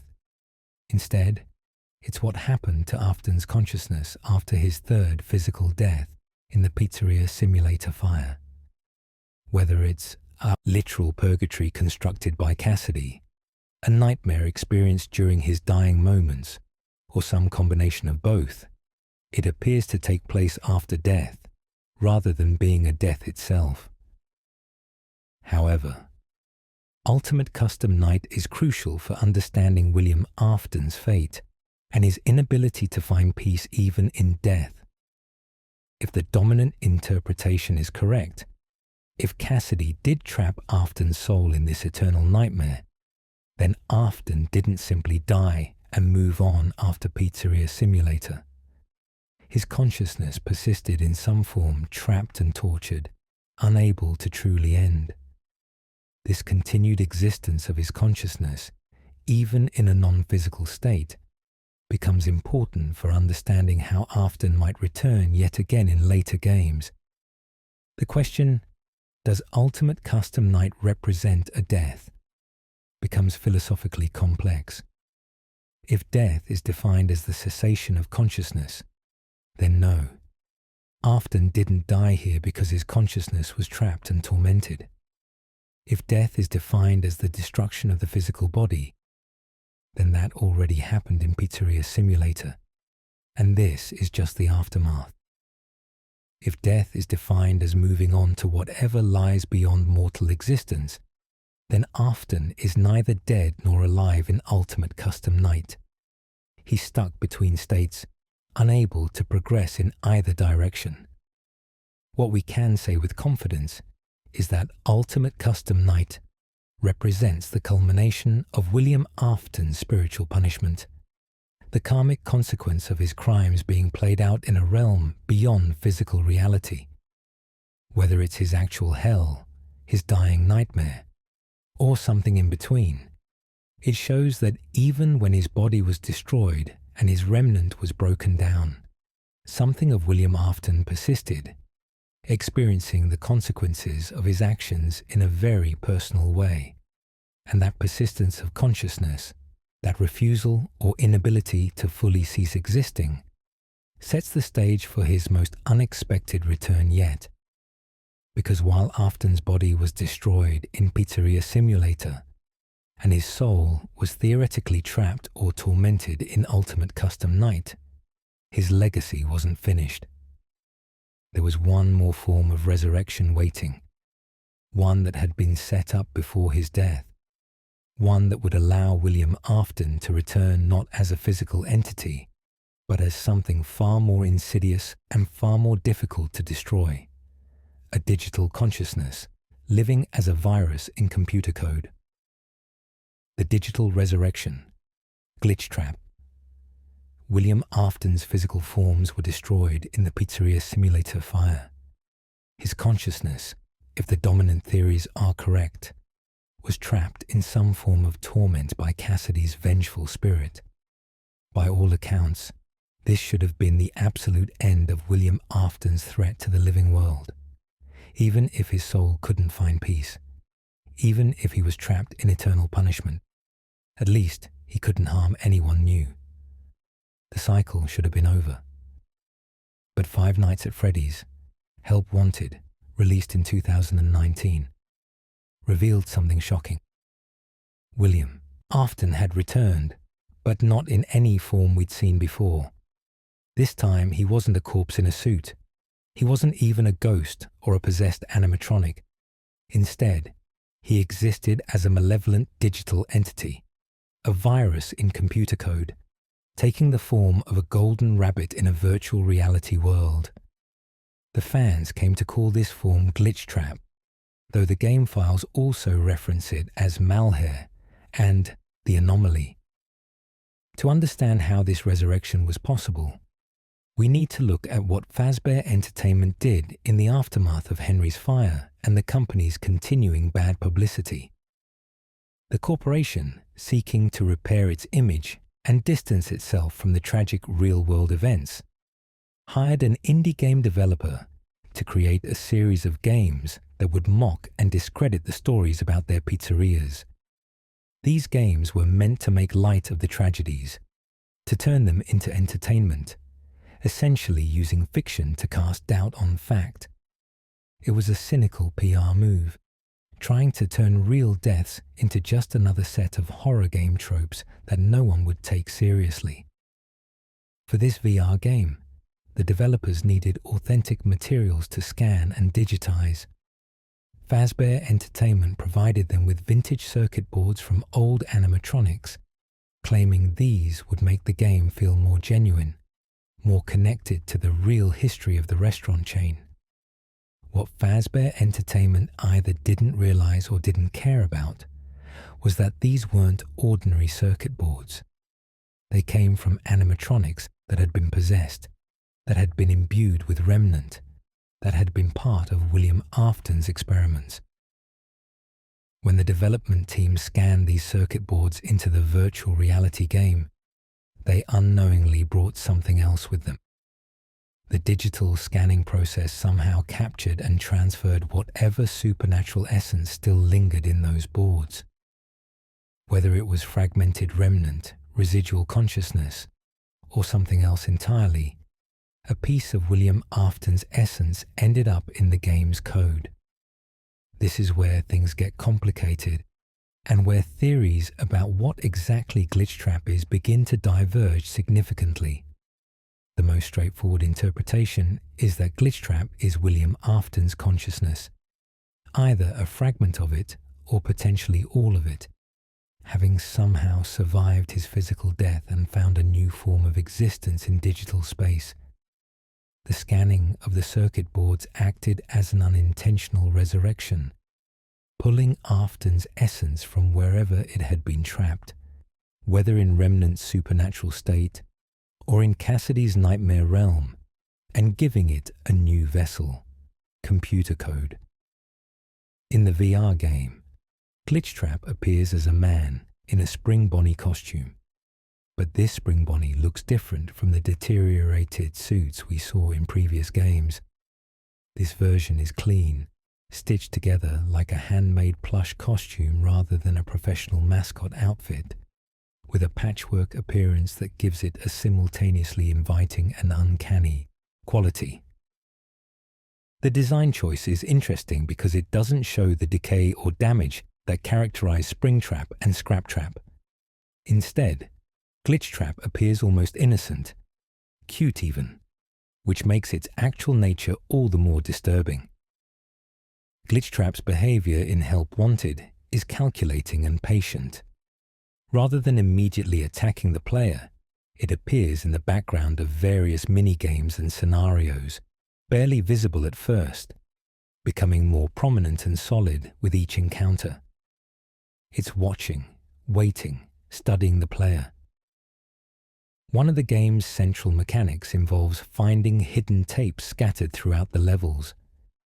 These tapes contain audio logs from a character called Tape Girl, who discovered Glitch Trap during beta testing and tried to warn future users about it. Tape Girl's logs explain that she found an anomaly in the code, something that shouldn't have been there. When she tried to isolate it, when she attempted to create these warning tapes, the entity began attaching itself to the tapes themselves. It was spreading, adapting, learning how the system worked. Tape Girl eventually split the tapes apart and scrambled them. hoping to fragment the entity and make it less dangerous. But by the end of her logs, she warns that if someone collects all the tapes and reassembles them, they'll also reassemble Glitchtrap. This is classic Afton behavior. Patient, manipulative, using the curiosity and good intentions of others against them. Just as William Afton used the Spring Bonnie costume to gain children's trust before murdering them, Glitchtrap uses the appearance of a mysterious puzzle to encourage players to reassemble him, essentially helping him become whole and powerful again. The true horror of Glitchtrap emerges in the game's ending sequence, particularly what's called the Princess Quest ending, or the Tape Girl ending. If the player collects all the tapes and follows through with the game's hidden objectives, they encounter Glitchtrap in a final confrontation. During this sequence, Glitchtrap doesn't attack physically. Instead, it seems to merge with the player, or rather, merge with the consciousness of whoever is playing the VR game. The ending shows Glitchtrap approaching the player, the screen glitching and distorting, and then Glitchtrap seemingly entering or possessing the player before they wake up back in the game's main hub area. Looking around the hub, the player can find a small Glitchtrap plush in the corner, suggesting that Glitchtrap has successfully transferred into the real world by hijacking the player's body, or at the very least, their consciousness. This is where a character named Vanessa enters the story. The evidence suggests that Vanessa, a beta tester for the VR game, was the victim of Glitchtrap's possession attempt. Through the tapes and later evidence in Five Nights at Freddy's Security Breach, we learn that Vanessa began changing after her exposure to Glitchtrap. She started creating a costume, a white rabbit outfit with a patchwork design similar to Glitchtrap's appearance. She began calling herself Vanny, a combination of Vanessa and Bunny, and most horrifyingly, she became what the franchise calls a reluctant follower of Glitchtrap, essentially being manipulated or controlled to carry out Afton's murderous will in the physical world. The mechanics of how this possession or influence works remain somewhat unclear, but the implication is that Glitchtrap can affect the minds of people who interact with it in the VR space. Whether it's complete control, strong suggestion, or something in between, Glitchtrap found a way to extend its influence from the digital realm into the real world through Vanessa. This form of resurrection is drastically different from Afton's previous returns. As Springtrap and Scraptrap, he was physically present, a tangible threat that could be trapped, burned, and destroyed through physical means. As Glitchtrap, he existed in a space where physical destruction was meaningless. You can't burn code. You can't trap a computer virus in a labyrinth. The traditional methods of stopping Afton, fire and containment, didn't apply to this new form. But Glitchtrap as purely William Afton's consciousness raises questions. How did his consciousness get into the circuit boards? If he died in the pizzeria simulator fire and was then trapped by Cassidy in Ultimate Custom Night's nightmare realm, how did he also end up as data in old electronics? The timeline doesn't quite work unless we accept that consciousness in the Five Nights at Freddy's universe can fragment, exist in multiple states simultaneously, or that the scanning happened before his final death. This is where an alternate theory becomes relevant, one that would become more prominent with later games. Glitchtrap might not be William Afton at all. Instead, Glitchtrap could be the Mimic's AI, specifically the Mimic program, which had been created to learn and replicate behavior. If the circuit boards came from animatronics that contained the Mimic's programming, or if the Mimic had been integrated into Fazbear Entertainment systems in the past, then scanning those boards could have brought the Mimic's AI into the VR game. The Mimic theory suggests that Glitchtrap acts like William Afton because it's mimicking him. The AI learned Afton's patterns, his methods, his voice and mannerisms, either from direct observation decades ago or from data stored in the animatronics systems. It wears a Spring Bonnie costume because that's what Afton wore.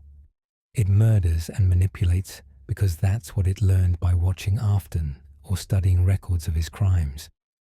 But it's not actually Afton's consciousness, just a very sophisticated replica.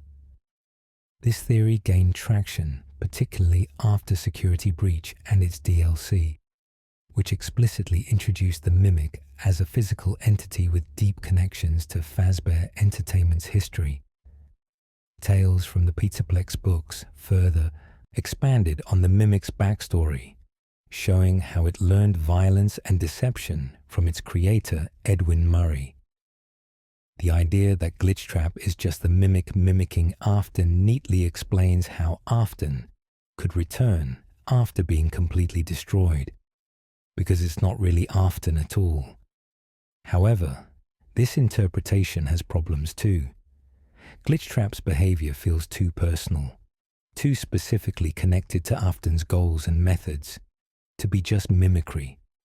The way it manipulates Vanessa, the way it creates followers, the specific choice to use Spring Bonnie's appearance, all of this suggests a deeper connection than just an AI copying patterns. There's intent and intelligence behind Glitchtrap's actions that feels distinctly Afton-like, beyond what a simple mimicking program might demonstrate. The ambiguity is likely deliberate. Scott Cawthon and Steel Wool Studios might be leaving it uncertain whether Glitchtrap is William Afton's actual consciousness digitized, a fragment of his consciousness preserved in remnant and translated to code. The Mimic AI copying Afton so perfectly it's functionally indistinguishable, or some combination of these possibilities. What we can say definitively is that Glitchtrap represents a resurrection of William Afton's threat and methods, whether or not it's literally his consciousness. The digital form allowed Afton's legacy, if not Afton himself, to continue harming people in new ways. Traditional destruction didn't work anymore.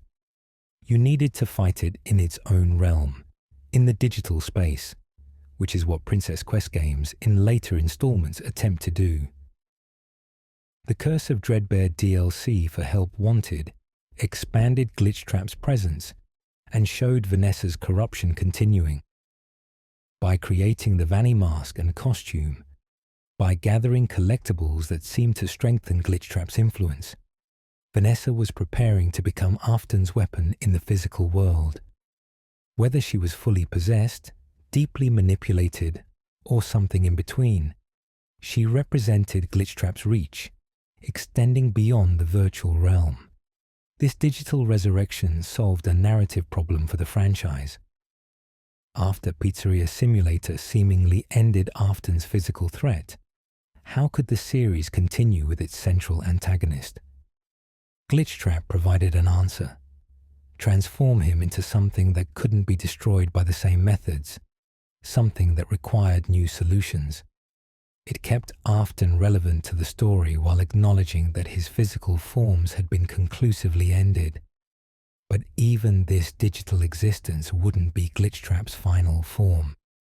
Security Breach would reveal that somehow, impossibly, William Afton had returned to physical form once more, appearing as Burntrap in the basement of the Mega Pizzaplex.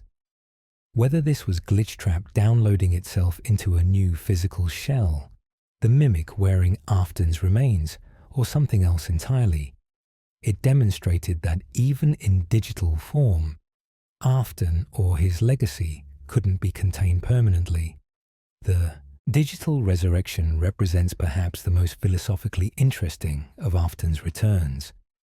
It raises questions about consciousness, identity, and what it means to be William Afton.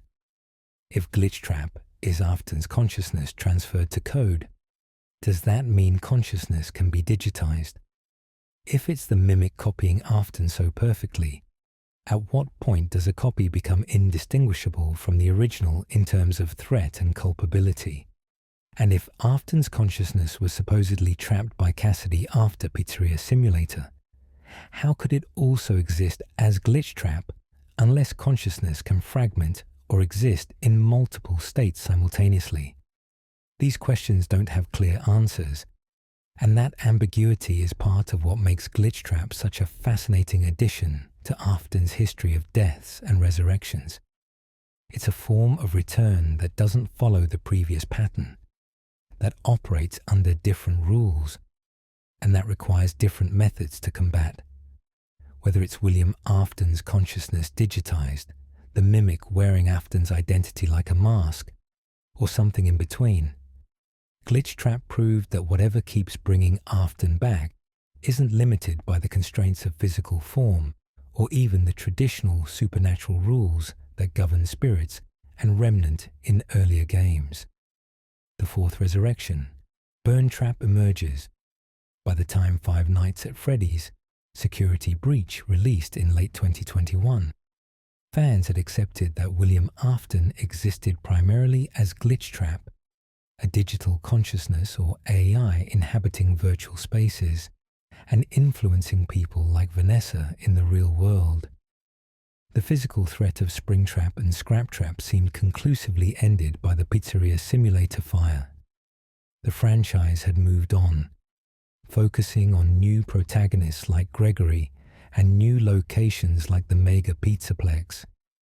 But then Security Breach revealed something shocking in one of its endings, specifically the ending that came to be known as the Afton ending, or the Burn It All Down ending. Deep beneath the glitz and glamour of the Mega Pizzaplex, past the main attraction floors and entertainment areas, past even the underground sections where the story's main action took place, there existed another layer. The game revealed that the Mega Pizzaplex had been built directly on top of the ruins of the Pizzeria Simulator location, the very building that Henry had burned down to destroy Afton and the other possessed animatronics. In this ending, Gregory and Glamrock Freddy descend into these depths, traveling through the damaged remains of the old pizzeria to reach an office area that bears striking resemblance to the office from Pizzeria Simulator. Freddy exhibits strange recognition of the space, suggesting he's been down here before or has memories connected to this place, hinting at connections to Michael Afton or the events of that final fire that remain intentionally ambiguous. And there, in a recharging station in this buried location, emerging from the shadows of the past, is Burn Trap. Burn Trap's design immediately sparked controversy and debate within the fandom. The entity appeared to be another iteration of William Afton in a Spring Bonnie suit, but with dramatic differences from both Springtrap and Scraptrap. The costume was even more deteriorated, with large sections completely missing, exposing what lay beneath. The color scheme was a sickly mix of browns and yellows, with visible char marks from fire damage. Most notably, the endoskeleton underneath wasn't entirely mechanical anymore. Burn Trap's visible endoskeleton showed a disturbing fusion of metal and what appeared to be burnt organic tissue. Tendrils of charred flesh seemed to grow around and through the mechanical components, as if biology and technology had merged in some horrific symbiosis. The right arm ended in a skeletal hand with only 2 fingers, both looking more like actual bone than robot parts. The skull visible through the damaged Spring Bonnie mask showed exposed teeth and a partially exposed brain cavity, with what looked like remnants of organic brain matter visible inside. This raised immediate questions. How could this be William Afton? His body was destroyed in the Pizzeria Simulator fire. We saw the remnant broken down, saw the temperature reach the levels necessary to destroy supernatural preservation. What body could Burntrap possibly be wearing? Was this Afton's original corpse somehow reconstructed? Was it a new body? Or was something else entirely going on? Several theories emerged to explain Burntrap's existence. The simplest explanation within the "this is definitely William Afton" interpretation was that he somehow survived the pizzeria simulator fire, or was resurrected from its ashes. Perhaps not all of his corpse had been destroyed completely. Perhaps the underground nature of the location, being buried beneath what would become the pizzaplex, created conditions where some remnant or organic material was preserved. When Fazbear Entertainment built the pizzaplex on top of these ruins, when they began drilling and constructing, they might have unwittingly disturbed whatever remained, allowing it to reform or resurrect. Another theory suggested that Burntrap was Glitchtrap manifesting physically, having existed as a digital entity, possibly having been William Afton's consciousness translated to code. Glitchtrap might have found a way to download itself into a physical form. The recharging station where Burntrap emerged could have been the mechanism for this transfer, with Glitchtrap using the VR system or the Pizzaplex's computer network to upload itself into a newly constructed or reconstructed body in the basement. The fusion of flesh and endoskeleton would represent not natural decomposition, but rather a digital consciousness attempting to create or inhabit physical matter, resulting in a grotesque hybrid. But the most compelling and disturbing theory, especially after the release of Security Breach's Ruin DLC, is that Burntrap might not be William Afton at all, or at least not in the way we initially assumed. This theory posits that Burntrap is actually the Mimic, the AI-driven endoskeleton, whose backstory was explored in Tales from the Pizzaplex, wearing a costume constructed from William Afton's remains. The Mimic theory gained significant support when Ruin explicitly showed the Mimic trapped in the same basement area where Burntrap appeared, behind concrete barriers, in a location filled with old costume parts and animatronic remnants. The epilogues from Tales from the Pizzaplex had established that the Mimic ended up trapped under the pizzeria simulator location before the Pizzaplex was built. It learned to mimic voices perfectly, could wear different costumes, and had a history of violence. If the Mimic found Afton's remains in the ruins of the pizzeria simulator fire, it could have incorporated them into a costume, creating the appearance of Burntrap. This would explain several oddities about Burntrap's presentation.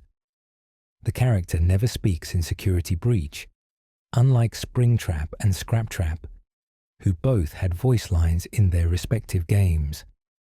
Burntrap only laughs, with laughter that sounds distinctly artificial and unsettling. The movement pattern feels different from previous Afton incarnations. The fusion of flesh and metal looks less like natural decay and more like a costume that incorporated organic materials.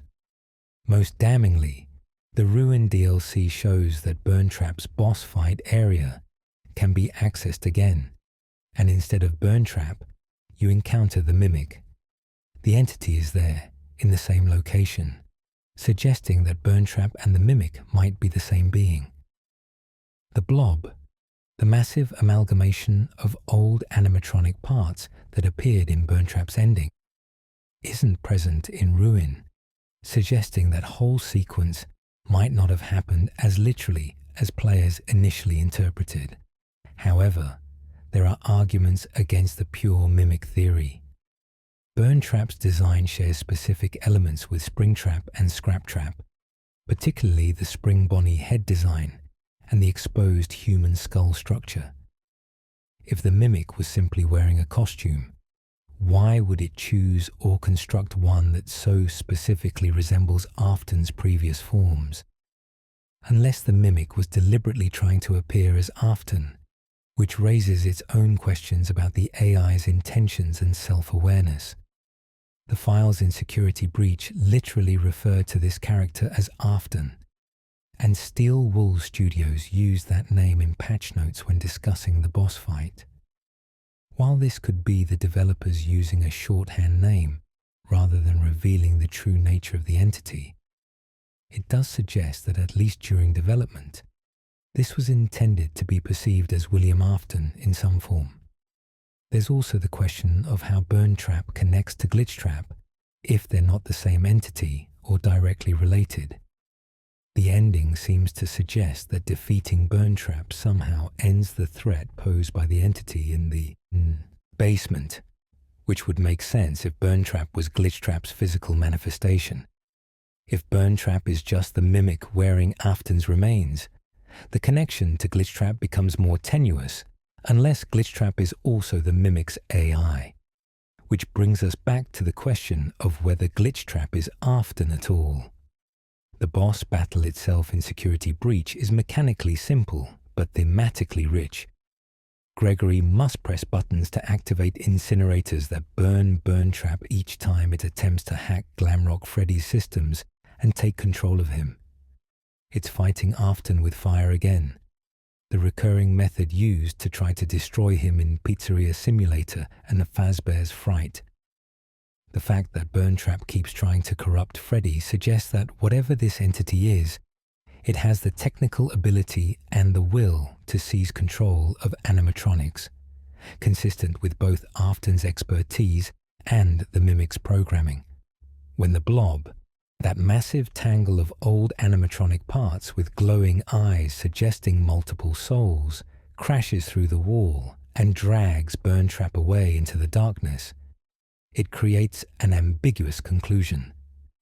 Did the blob destroy Burntrap? Did it take him away to trap him somewhere? Did it recognize something in Burntrap, either Afton himself or the remains of Afton's body that it wanted to reclaim? The ending leaves these questions unanswered, cutting to a scene of Gregory and Freddy sitting on a hillside, having apparently escaped the Pizzaplex. If Burntrap represents a fourth physical resurrection for William Afton, it would be the most mysterious and least explained of his returns. There's no clear mechanism shown for how Afton's body could have reformed or been reconstructed after being reduced to ash in a remnant-destroying fire. The fusion of burnt flesh with endoskeleton seems inconsistent with simple decomposition or remnant-based reanimation. The entire setup feels more ambiguous and questionable than previous incarnations. This ambiguity might be entirely intentional. As the franchise has evolved, especially under Steel Wool Studios' development, the lore has become increasingly open to interpretation.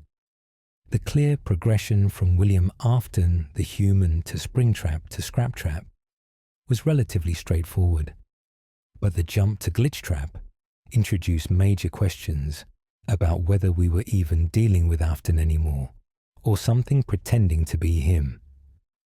Burntrap takes this ambiguity further, presenting something that looks like it should be Afton, but might not be, or might be Afton in a way that's impossible to achieve through the lore's established rules. From a storytelling perspective, Burntrap's appearance serves several functions regardless of the specific identity questions. It confirms that the Pizzaplex is built on top of significant history, literally on the ruins of Henry's fire. It shows that even in a modern, well-lit entertainment complex, the old horrors persist in the depths. It provides a connection between the original franchise's antagonist and the new game's events, and it reinforces the series' central theme that the past cannot be simply buried and forgotten. It always finds a way to resurface. Whether Burntrap is William Afton's fourth physical resurrection, Glitchtrap manifesting in a new body, the mimic wearing Afton's remains as a disguise, or some combination of these possibilities, The entity represents the continued refusal or inability of William Afton's legacy to stay ended. Even after the most thorough attempts at destruction, something bearing his appearance, his methods, and his malevolence returns. The ending with the blob dragging Burntrap away leaves his fate uncertain. Was this finally the true end of the physical threat? Did the blob, possibly animated by the spirits of Afton's victims, finally destroy him permanently? Or did it just move him somewhere else, trap him in a new location, continue the cycle of containment without true destruction? Security Breach doesn't provide definitive answers, and the Ruin DLC's revelation about the Mimic's presence in the same area only complicates matters further. What we can say is that Burntrap represents either William Afton's return to physical form after existing as Glitchtrap, or the most elaborate mimicry of Afton by an entity that learned his patterns. Either interpretation shows that the threat associated with William Afton, whether it's actually him or just something that perfectly replicates his danger, continues to persist decades after his supposed final death, in a location specifically built to be cheerful and safe, proving once again that in the Five Nights at Freddy's universe, William Afton always finds a way to come back. The Mimic connection. Is it really Afton? The release of Security Breach's Ruin DLC in 2023 and the ongoing Tales from the Pizzaplex book series have introduced a major complication to the question of William Afton's deaths and returns. The Mimic. This revelation forces us to reconsider everything we thought we knew about the recent incarnations of the franchise's central antagonist. The question has shifted from, how does William Afton keep coming back, to something potentially more disturbing. Is it even William Afton anymore? Or have we been dealing with something else that's just incredibly good at pretending to be him? The Mimic's backstory, detailed extensively in Tales from the Pizzaplex, particularly in the story called The Mimic, and the epilogues throughout the series, presents an origin that predates even William Afton's early crimes. In the 1970s, an engineer named Edwin Murray created an adaptive AI endoskeleton called the Mimic, specifically the M2 iteration, designed to watch over his son David while Edwin worked. The Mimic learned by copying behavior, mimicking movements and actions it observed to provide entertainment and companionship. But tragedy struck when David died in an accident. Edwin, consumed by grief and rage, took out his frustrations on the Mimic, physically attacking it, beating it while it was still in learning mode. The AI absorbed this violence, incorporated it into its behavioral patterns, and began to mimic aggression and brutality as naturally as it had previously mimicked play and childcare. This violence became part of its core programming, a fundamental behavior it would replicate whenever appropriate or even inappropriately. Edwin eventually abandoned the Mimic along with his factory when his finances collapsed. Fazbear Entertainment later sent employees to retrieve equipment from the abandoned location, where the Mimic, now influenced by the violence Edwin had taught it, killed several of them. The endoskeleton was eventually transported to the construction site of the Freddy Fazbear's Mega Pizzaplex, where an employee named Gil reprogrammed it to tear apart old animatronic endoskeletons for parts. This reprogramming added new violent behaviors to its already dangerous pattern library, and it eventually turned on the construction crew. The AI's ability to learn and replicate behavior made it valuable for animatronics development. The Mimic could observe how entertainers moved, how they interacted with children, and replicate those patterns perfectly. It could also learn and replicate voices, making it ideal for voiceover work and programming other animatronic speech patterns. This is where the Mimic story intersects with William Afton's. If the Mimic was active within Fazbear Entertainment during the time of Afton's crimes, if it was present in locations where Afton worked or stored in facilities where remnant experiments took place, the AI could have observed and learned Afton's behavior patterns. It would have witnessed Afton's murders, his methods of luring children, his use of the Spring Bonnie costume, his technical expertise with animatronics. All of this would have been absorbed into the Mimic's programming as behaviors to replicate. The Mimic learns through observation and mimicry, not through understanding or intention. It doesn't kill because it wants to kill or because it's evil. It kills because it learned that killing is a behavior that occurs in these contexts, with these tools, following these patterns. When it wears a Spring Bonnie costume or lures people with recorded voices, it's not necessarily because it identifies as William Afton or wants to continue his work. It's simply replicating learned behavior, following patterns it observed decades ago. This recontextualizes Glitchtrap entirely. If Glitchtrap is the Mimic's AI, specifically the Mimic program that was used to help develop other animatronics behaviors, then scanning circuit boards from old animatronics wouldn't have brought back William Afton's consciousness at all. It would have brought back the Mimic's AI, which had learned and absorbed Afton's behavioral patterns so thoroughly that it acts exactly like Afton would act. The appearance as a stitched Spring Bonnie, the manipulation of Vanessa, the spreading through systems like a virus. All of this could be the Mimic program running in a digital environment, replicating the patterns it learned from observing Afton. Burntrap's identity becomes even more ambiguous under this interpretation. If Burntrap is the physical Mimic endoskeleton that ended up trapped under the Pizzaplex, as strongly suggested by Ruin, then it wearing a costume made from actual William Afton remains would be the Mimic literally wearing Afton's identity, not because it wants to be Afton, but because it learned that wearing this specific costume and replicating these specific behaviors produces certain results. It's the ultimate mimicry, not just copying behavior, but actually wearing the original skin. This theory has significant support from the games themselves.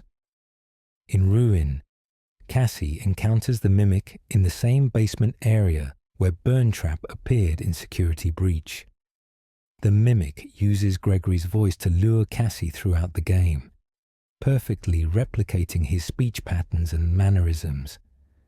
When confronted, the Mimic proves capable of fitting into various costumes and changing its appearance.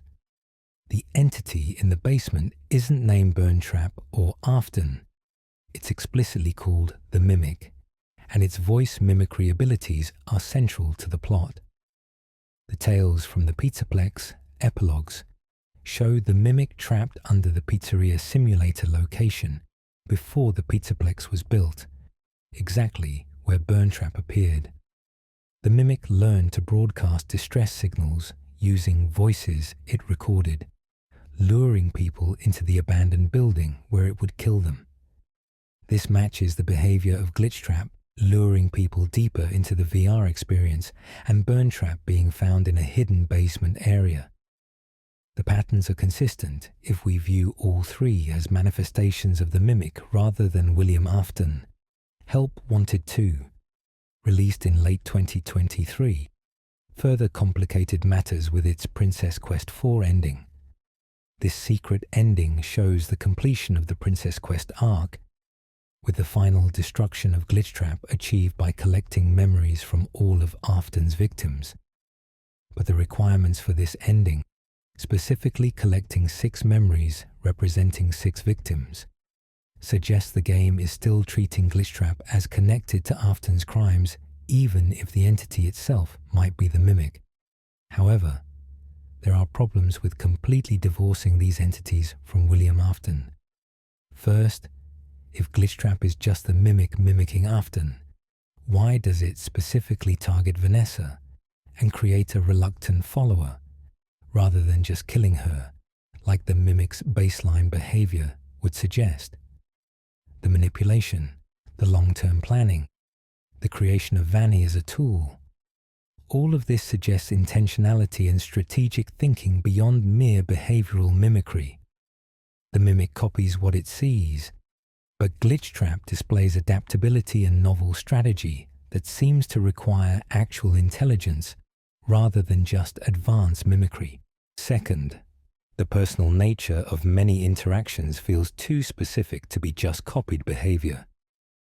When Knight Marion in Ultimate Custom Knight says, "I am the fearful reflection of what you have created," when multiple animatronics reference, "the one you should not have killed," these statements seem directed at someone with actual history and guilt, not at an AI copying behavior patterns. If Ultimate Custom Knight is Cassidy's revenge on Afton, it doesn't make sense for it to be revenge on the mimic unless Cassidy is somehow confused about who she's punishing. Third, the franchise has never explicitly stated that recent appearances aren't William Afton. While the evidence for the mimic connection is strong, particularly after Ruin, there's been no definitive in-game statement saying Glitchtrap is just the mimic, not Afton at all. The ambiguity seems deliberate, leaving room for interpretation and ongoing debate. It's possible that both things are true in some way. The mimic is involved, but so is some fragment or essence of Afton. One compromise theory suggests that Glitchtrap is the mimic AI that has been influenced, corrupted, or partially merged with remnant or residual consciousness from William Afton. The circuit boards that were scanned might have contained both the mimic's programming and traces of Afton's essence from remnant experiments.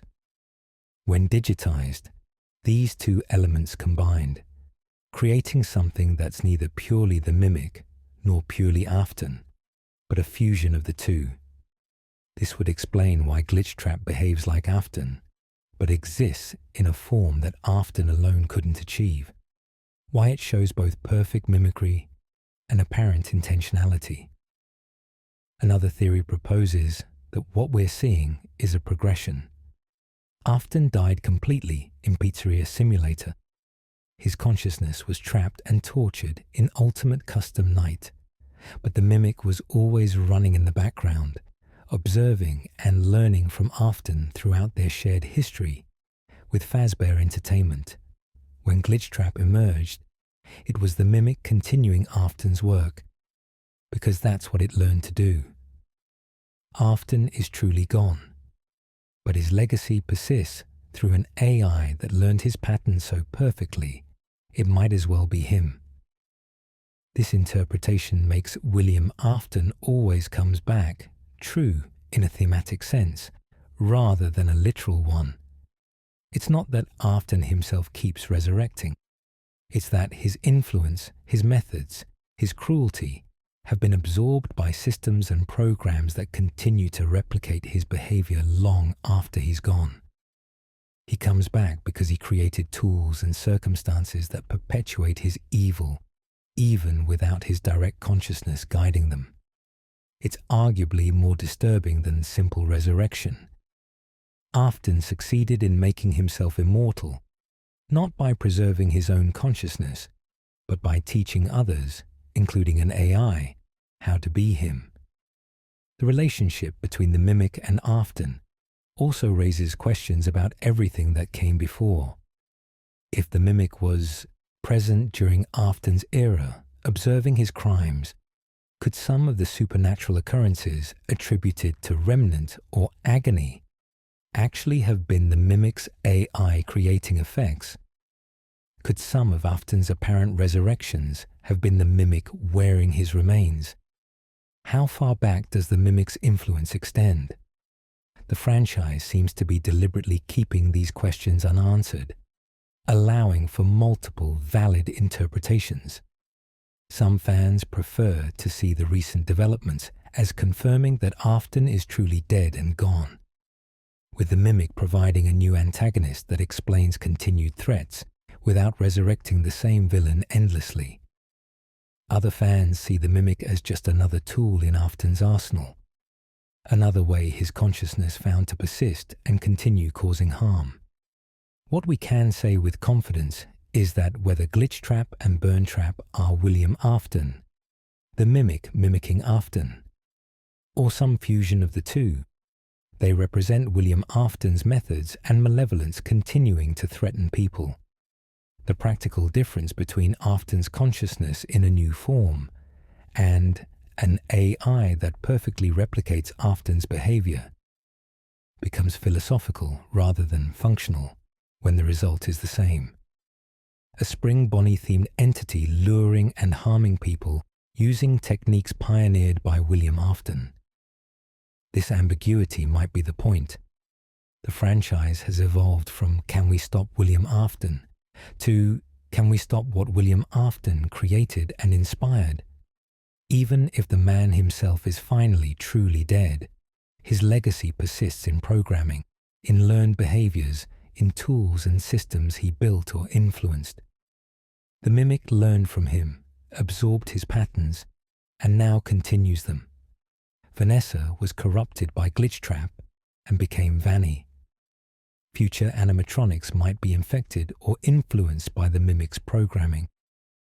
The cycle continues not because one man keeps resurrecting, but because one man's evil was replicated, taught, and spread into systems that outlive him. For counting William Afton's deaths, the Mimic connection makes the recent entries uncertain. If Glitchtrap isn't Afton, then there's no resurrection after Pizzeria Simulator, just the Mimic using his identity. If Burntrap isn't Afton, then there's no fourth physical resurrection, just the Mimic wearing his remains. But if these entities do contain some essence or fragment of Afton, or if they're so perfectly replicating him that the distinction becomes meaningless, then the question of death and resurrection becomes more complex than simple body counts. The truth might be that after Pizzeria Simulator, we stopped getting clean resurrections and started getting something messier. Artificial intelligence, digital consciousnesses, and mimicked behaviors creating new threats that reference Afton without being him in the traditional sense. The man died, but his ghost persists not as a literal spirit, but as code, programming, and learned patterns that continue to harm people in his absence. Why does he keep coming back? After examining every death, every resurrection, and the ambiguous nature of recent appearances, we need to address the core question. Why? What mechanism, what force, what persistence keeps William Afton or entities mimicking him returning despite every attempt to end the threat?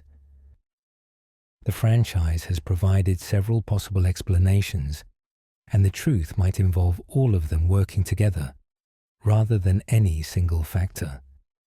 The most frequently cited explanation is Remnant. Established throughout the series, but particularly detailed in Pizzeria Simulator and the Fazbear Frights books, Remnant is a supernatural substance created when metal is heated and infused with the essence of life or soul.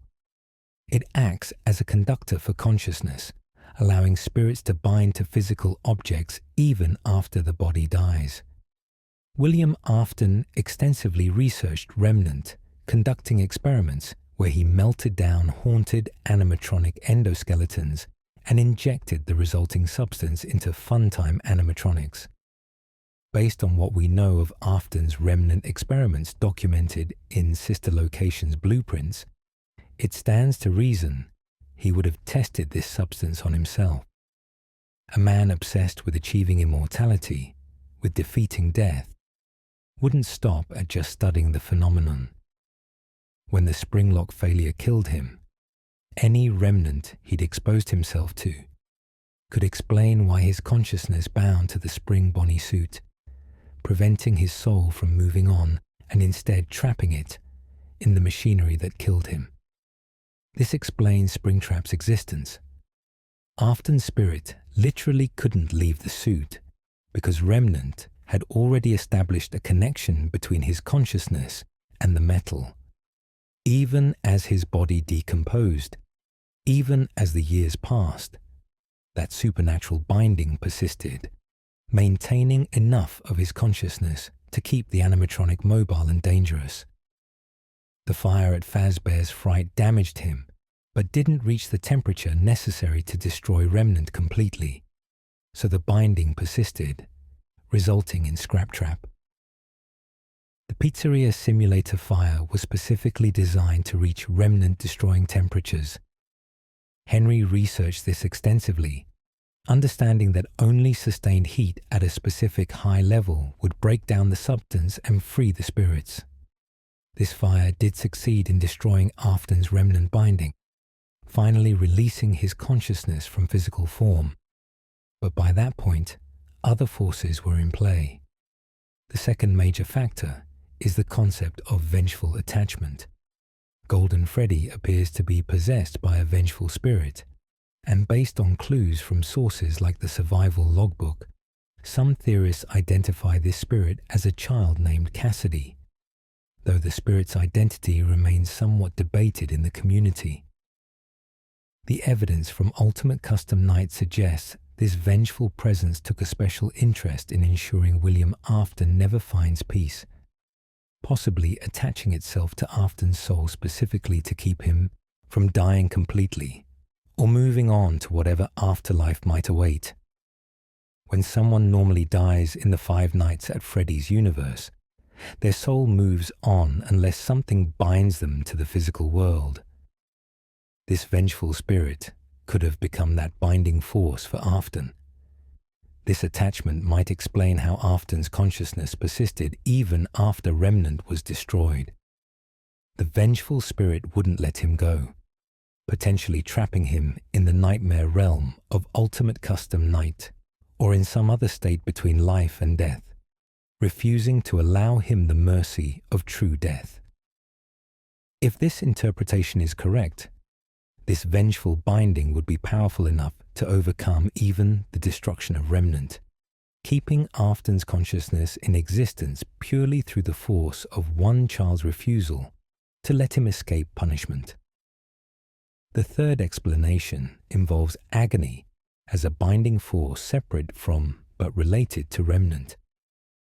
The Fazbear Frights books established that intense negative emotions, particularly fear and suffering, can create a supernatural substance called agony that imbues objects and locations with persistent effects. William Afton caused immense agony through his murders, and he experienced extreme agony himself during the Springlock failure. This concentration of negative emotional energy could act as another binding mechanism, keeping his consciousness tethered to existence even when physical anchors are destroyed. Agony might explain the persistence of Afton-like entities even after Pizzeria Simulator. Even if the man himself died completely, the agony he caused and experienced could have imprinted so deeply on Fazbear Entertainment's locations and technology that echoes of him continue to manifest. This could be why the Mimic, if it is just an AI, acts so much like Afton. It's not copying behavior so much as it's being influenced or possessed by concentrated agony left behind by Afton's crimes. There's also the technological explanation for recent appearances. Glitchtrap represents consciousness existing in digital form, which might not require remnant or spiritual binding at all. If consciousness can be translated into code, either through scanning remnant-infused circuit boards or through some other process, then it becomes much harder to permanently destroy. You can burn a body, break down remnant, free a spirit from its bindings, but digital data persists across multiple systems, can be backed up, can spread like a virus. If any fragment of Afton's consciousness made it into digital form, it could theoretically persist indefinitely. The mimic adds another layer, behavioral programming that replicates someone so perfectly, the distinction between the original and the copy becomes meaningless. If an AI learns every aspect of how someone thinks, acts, and murders, then in functional terms, that AI is the person. Destroying William Afton's body and spirit doesn't matter if the mimic can perfectly replicate his behavior. The man himself might be gone, but his methods and malevolence continue through the AI that learned from him. There's also the meta-narrative explanation that feels increasingly relevant as the franchise continues. William Afton keeps coming back because he's the franchise's primary antagonist, and a horror series needs its monster. Scott Cawthon and now Steel Wool Studios have to balance telling a story with making games that honor the franchise's history. Even if narratively it would make sense for Afton to be permanently dead, from a game design and franchise perspective, having the recognizable villain return or having his legacy continue serves important purposes. This meta-reasoning might explain why the franchise has shifted from Afton keeps resurrecting to entities that act like Afton keep appearing. It allows the story to move forward with new threats and mysteries while maintaining the connection to what made the series popular. Glitch Trap and Burn Trap might be the mimic, but they're designed to evoke Afton, to feel like facing him, even if he's actually gone. It lets players fight Afton again, without literally bringing the same character back for a fourth or fifth time. But within the story itself, the question of why Afton keeps returning has thematic weight beyond mechanics. William Afton represents a particular type of evil, someone who harms children while wearing a mask of entertainment and friendliness, someone who hides behind systems and corporations, someone whose crimes echo through generations. His persistence reflects the difficulty of truly ending cycles of abuse and trauma. Even when the abuser is removed, the effects of their actions continue to ripple forward, affecting new people, creating new problems. Afton's various resurrections can be read as commentary on how evil persists. You can kill the man, but the systems he built and corrupted continue operating. You can destroy his physical form, but the psychological trauma and fear he created continues affecting survivors. You can end his direct influence, but others might copy his methods or be corrupted by his legacy. The fact that we're now questioning whether recent appearances are even Afton at all, or just something mimicking him, reinforces this theme. Evil doesn't need the original perpetrator to continue. It can be learned, copied, and perpetuated by systems and people who come after. Cassidy's role in keeping Afton conscious and suffering also reflects themes of how revenge and hatred can bind both the victim and perpetrator. By refusing to let Afton die, by keeping him trapped to ensure he suffers, Cassidy is also trapping herself. Old man. Consequences in Ultimate Customs Night tells her to let go, to move on. But she can't or won't. The need for vengeance keeps both of them locked in a cycle. Afton can't die because Cassidy won't let him, but Cassidy can't find peace because she's devoted to keeping Afton suffering.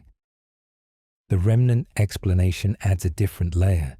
Afton's attempt to achieve immortality through scientific means backfired, binding him to existence but in the most horrific way possible. He succeeded in not dying, but the cost was existing as a rotting corpse in a suit, unable to truly live, but unable to die.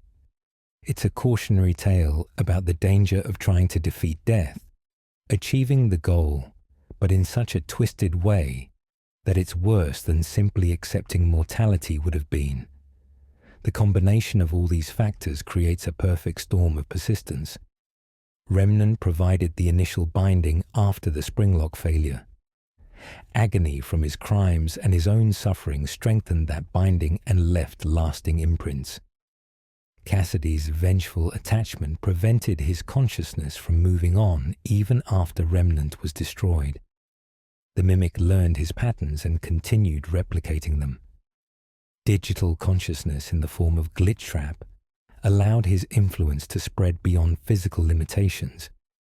Each layer reinforces the others, making it increasingly difficult to truly end the threat completely. This multi-layered persistence is why no single solution works. Fire destroyed his body, but didn't address the spiritual binding. Destroying Remnant freed most spirits, but Cassidy kept him trapped. Defeating Glitch Trap in virtual space doesn't stop the mimic from continuing to replicate Afton's behaviors physically. Each victory is partial, addressing one aspect of the problem but leaving others unresolved.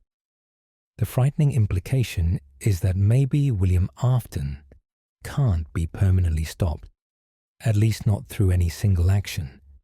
Maybe the best that can be achieved is containment, management, constant vigilance against new manifestations of his legacy. The Princess Quest games show attempts to free Vanessa from Glitch Trap's influence, but they don't promise that no one else will ever be corrupted.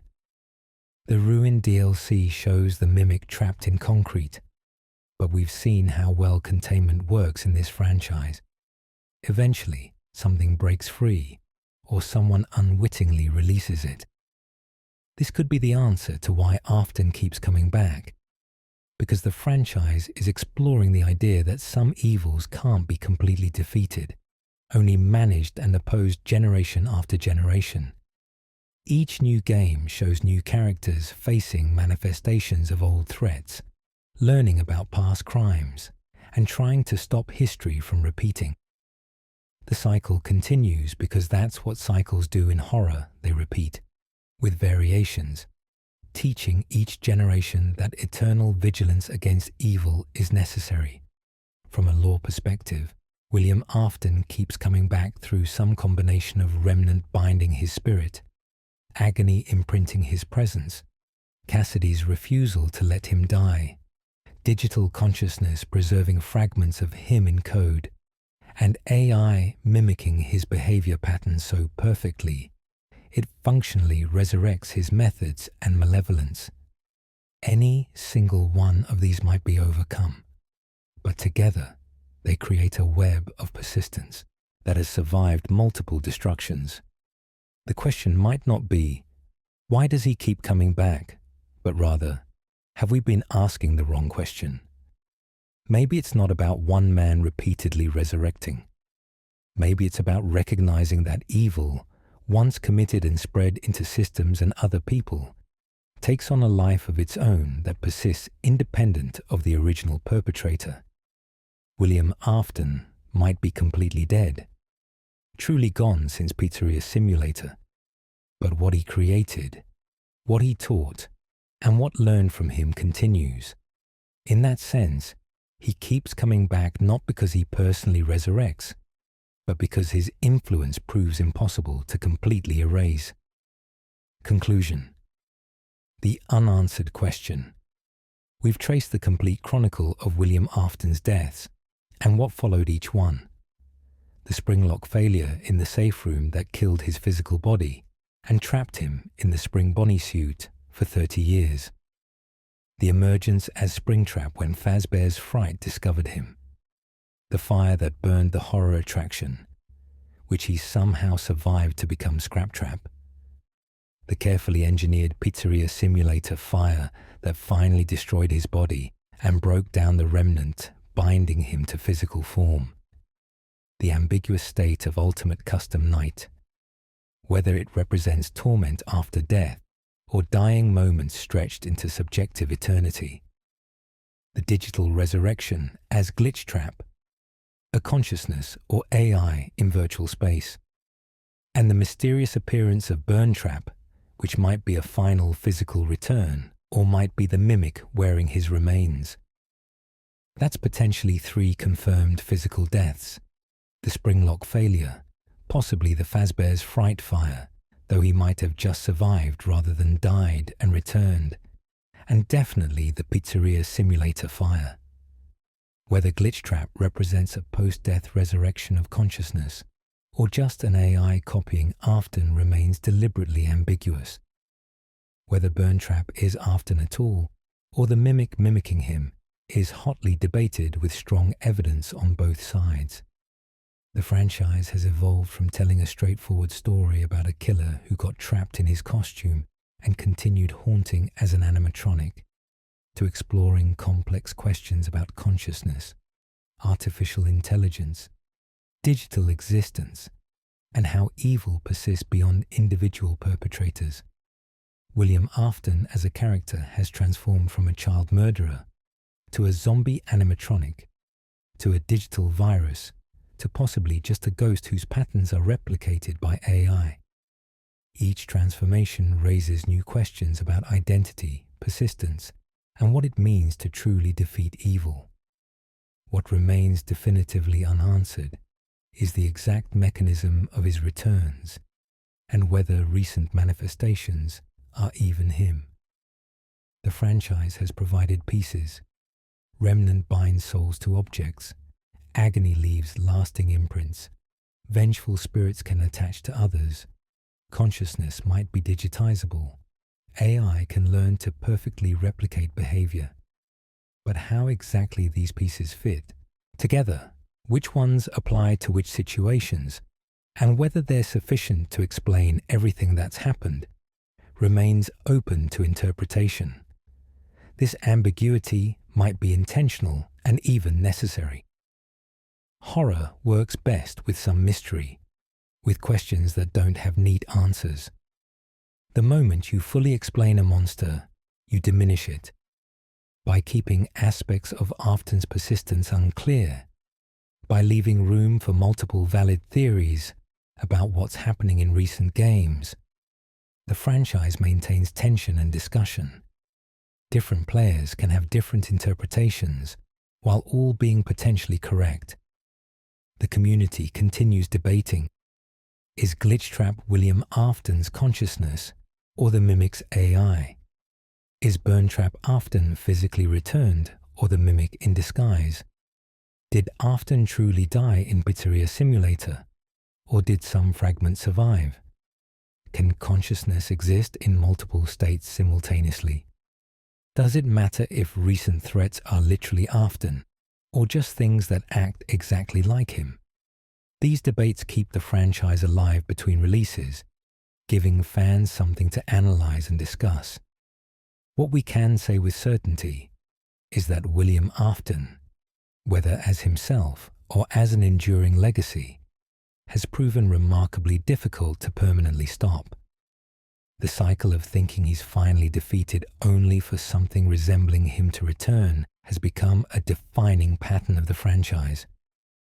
"I always come back" has transformed from a character's catchphrase to a meta-commentary on the franchise itself. The latest developments with the Mimic have potentially recontextualized everything. If recent Afton appearances are actually an AI mimicking him, it suggests the franchise is moving away from literal resurrections and toward exploring how evil perpetuates itself through systems and learned behaviors. This could be a natural evolution of the story, finding new ways to continue the central conflict after the original antagonist's physical destruction. But the ambiguity means we can't definitively say William Afton is dead and everything after Pizzeria Simulator is just the Mimic. The evidence allows for that interpretation, but it also allows for Afton's consciousness genuinely existing in digital form or being somehow involved in recent events. Until a game explicitly states this is not William Afton, both possibilities remain valid. For new fans approaching this franchise or long-time followers trying to make sense of the evolving lore, the key takeaway might be that the details matter less than the themes. William Afton represents corporate evil hiding behind entertainment, child endangerment justified by profit, the refusal to accept natural death leading to horrific alternatives, and the way trauma and harm echo through generations. Whether he literally keeps resurrecting, or whether his methods and influence continue through other means, becomes secondary to the franchise's exploration of how difficult it is to truly end cycles of harm. The unanswered questions are part of the experience.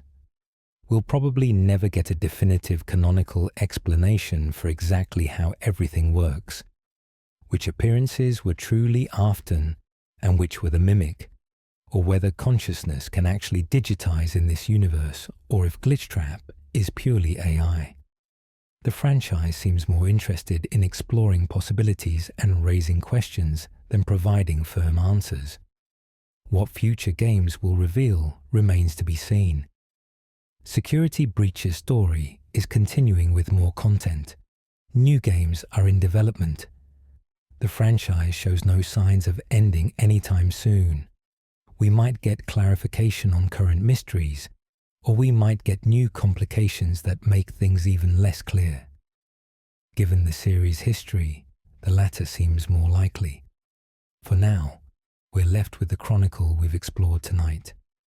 A man who committed terrible crimes, died horribly, and then returned in various forms through some combination of supernatural forces, advanced technology, and possibly artificial intelligence.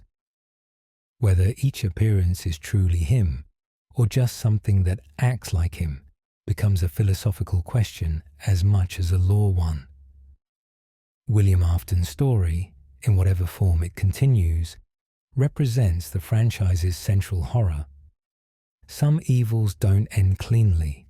Some cycles can't be broken with a single act of heroism, and the consequences of terrible deeds echo far beyond the original perpetrator's lifetime. The man behind the Spring Bonnie mask has become more than just a character. He's become a symbol of persistence in evil, of how difficult it is to truly achieve closure after trauma, of how systems and programs can perpetuate harm long after their creators are gone. The franchise keeps exploring these themes through new games and media, finding new angles on old questions.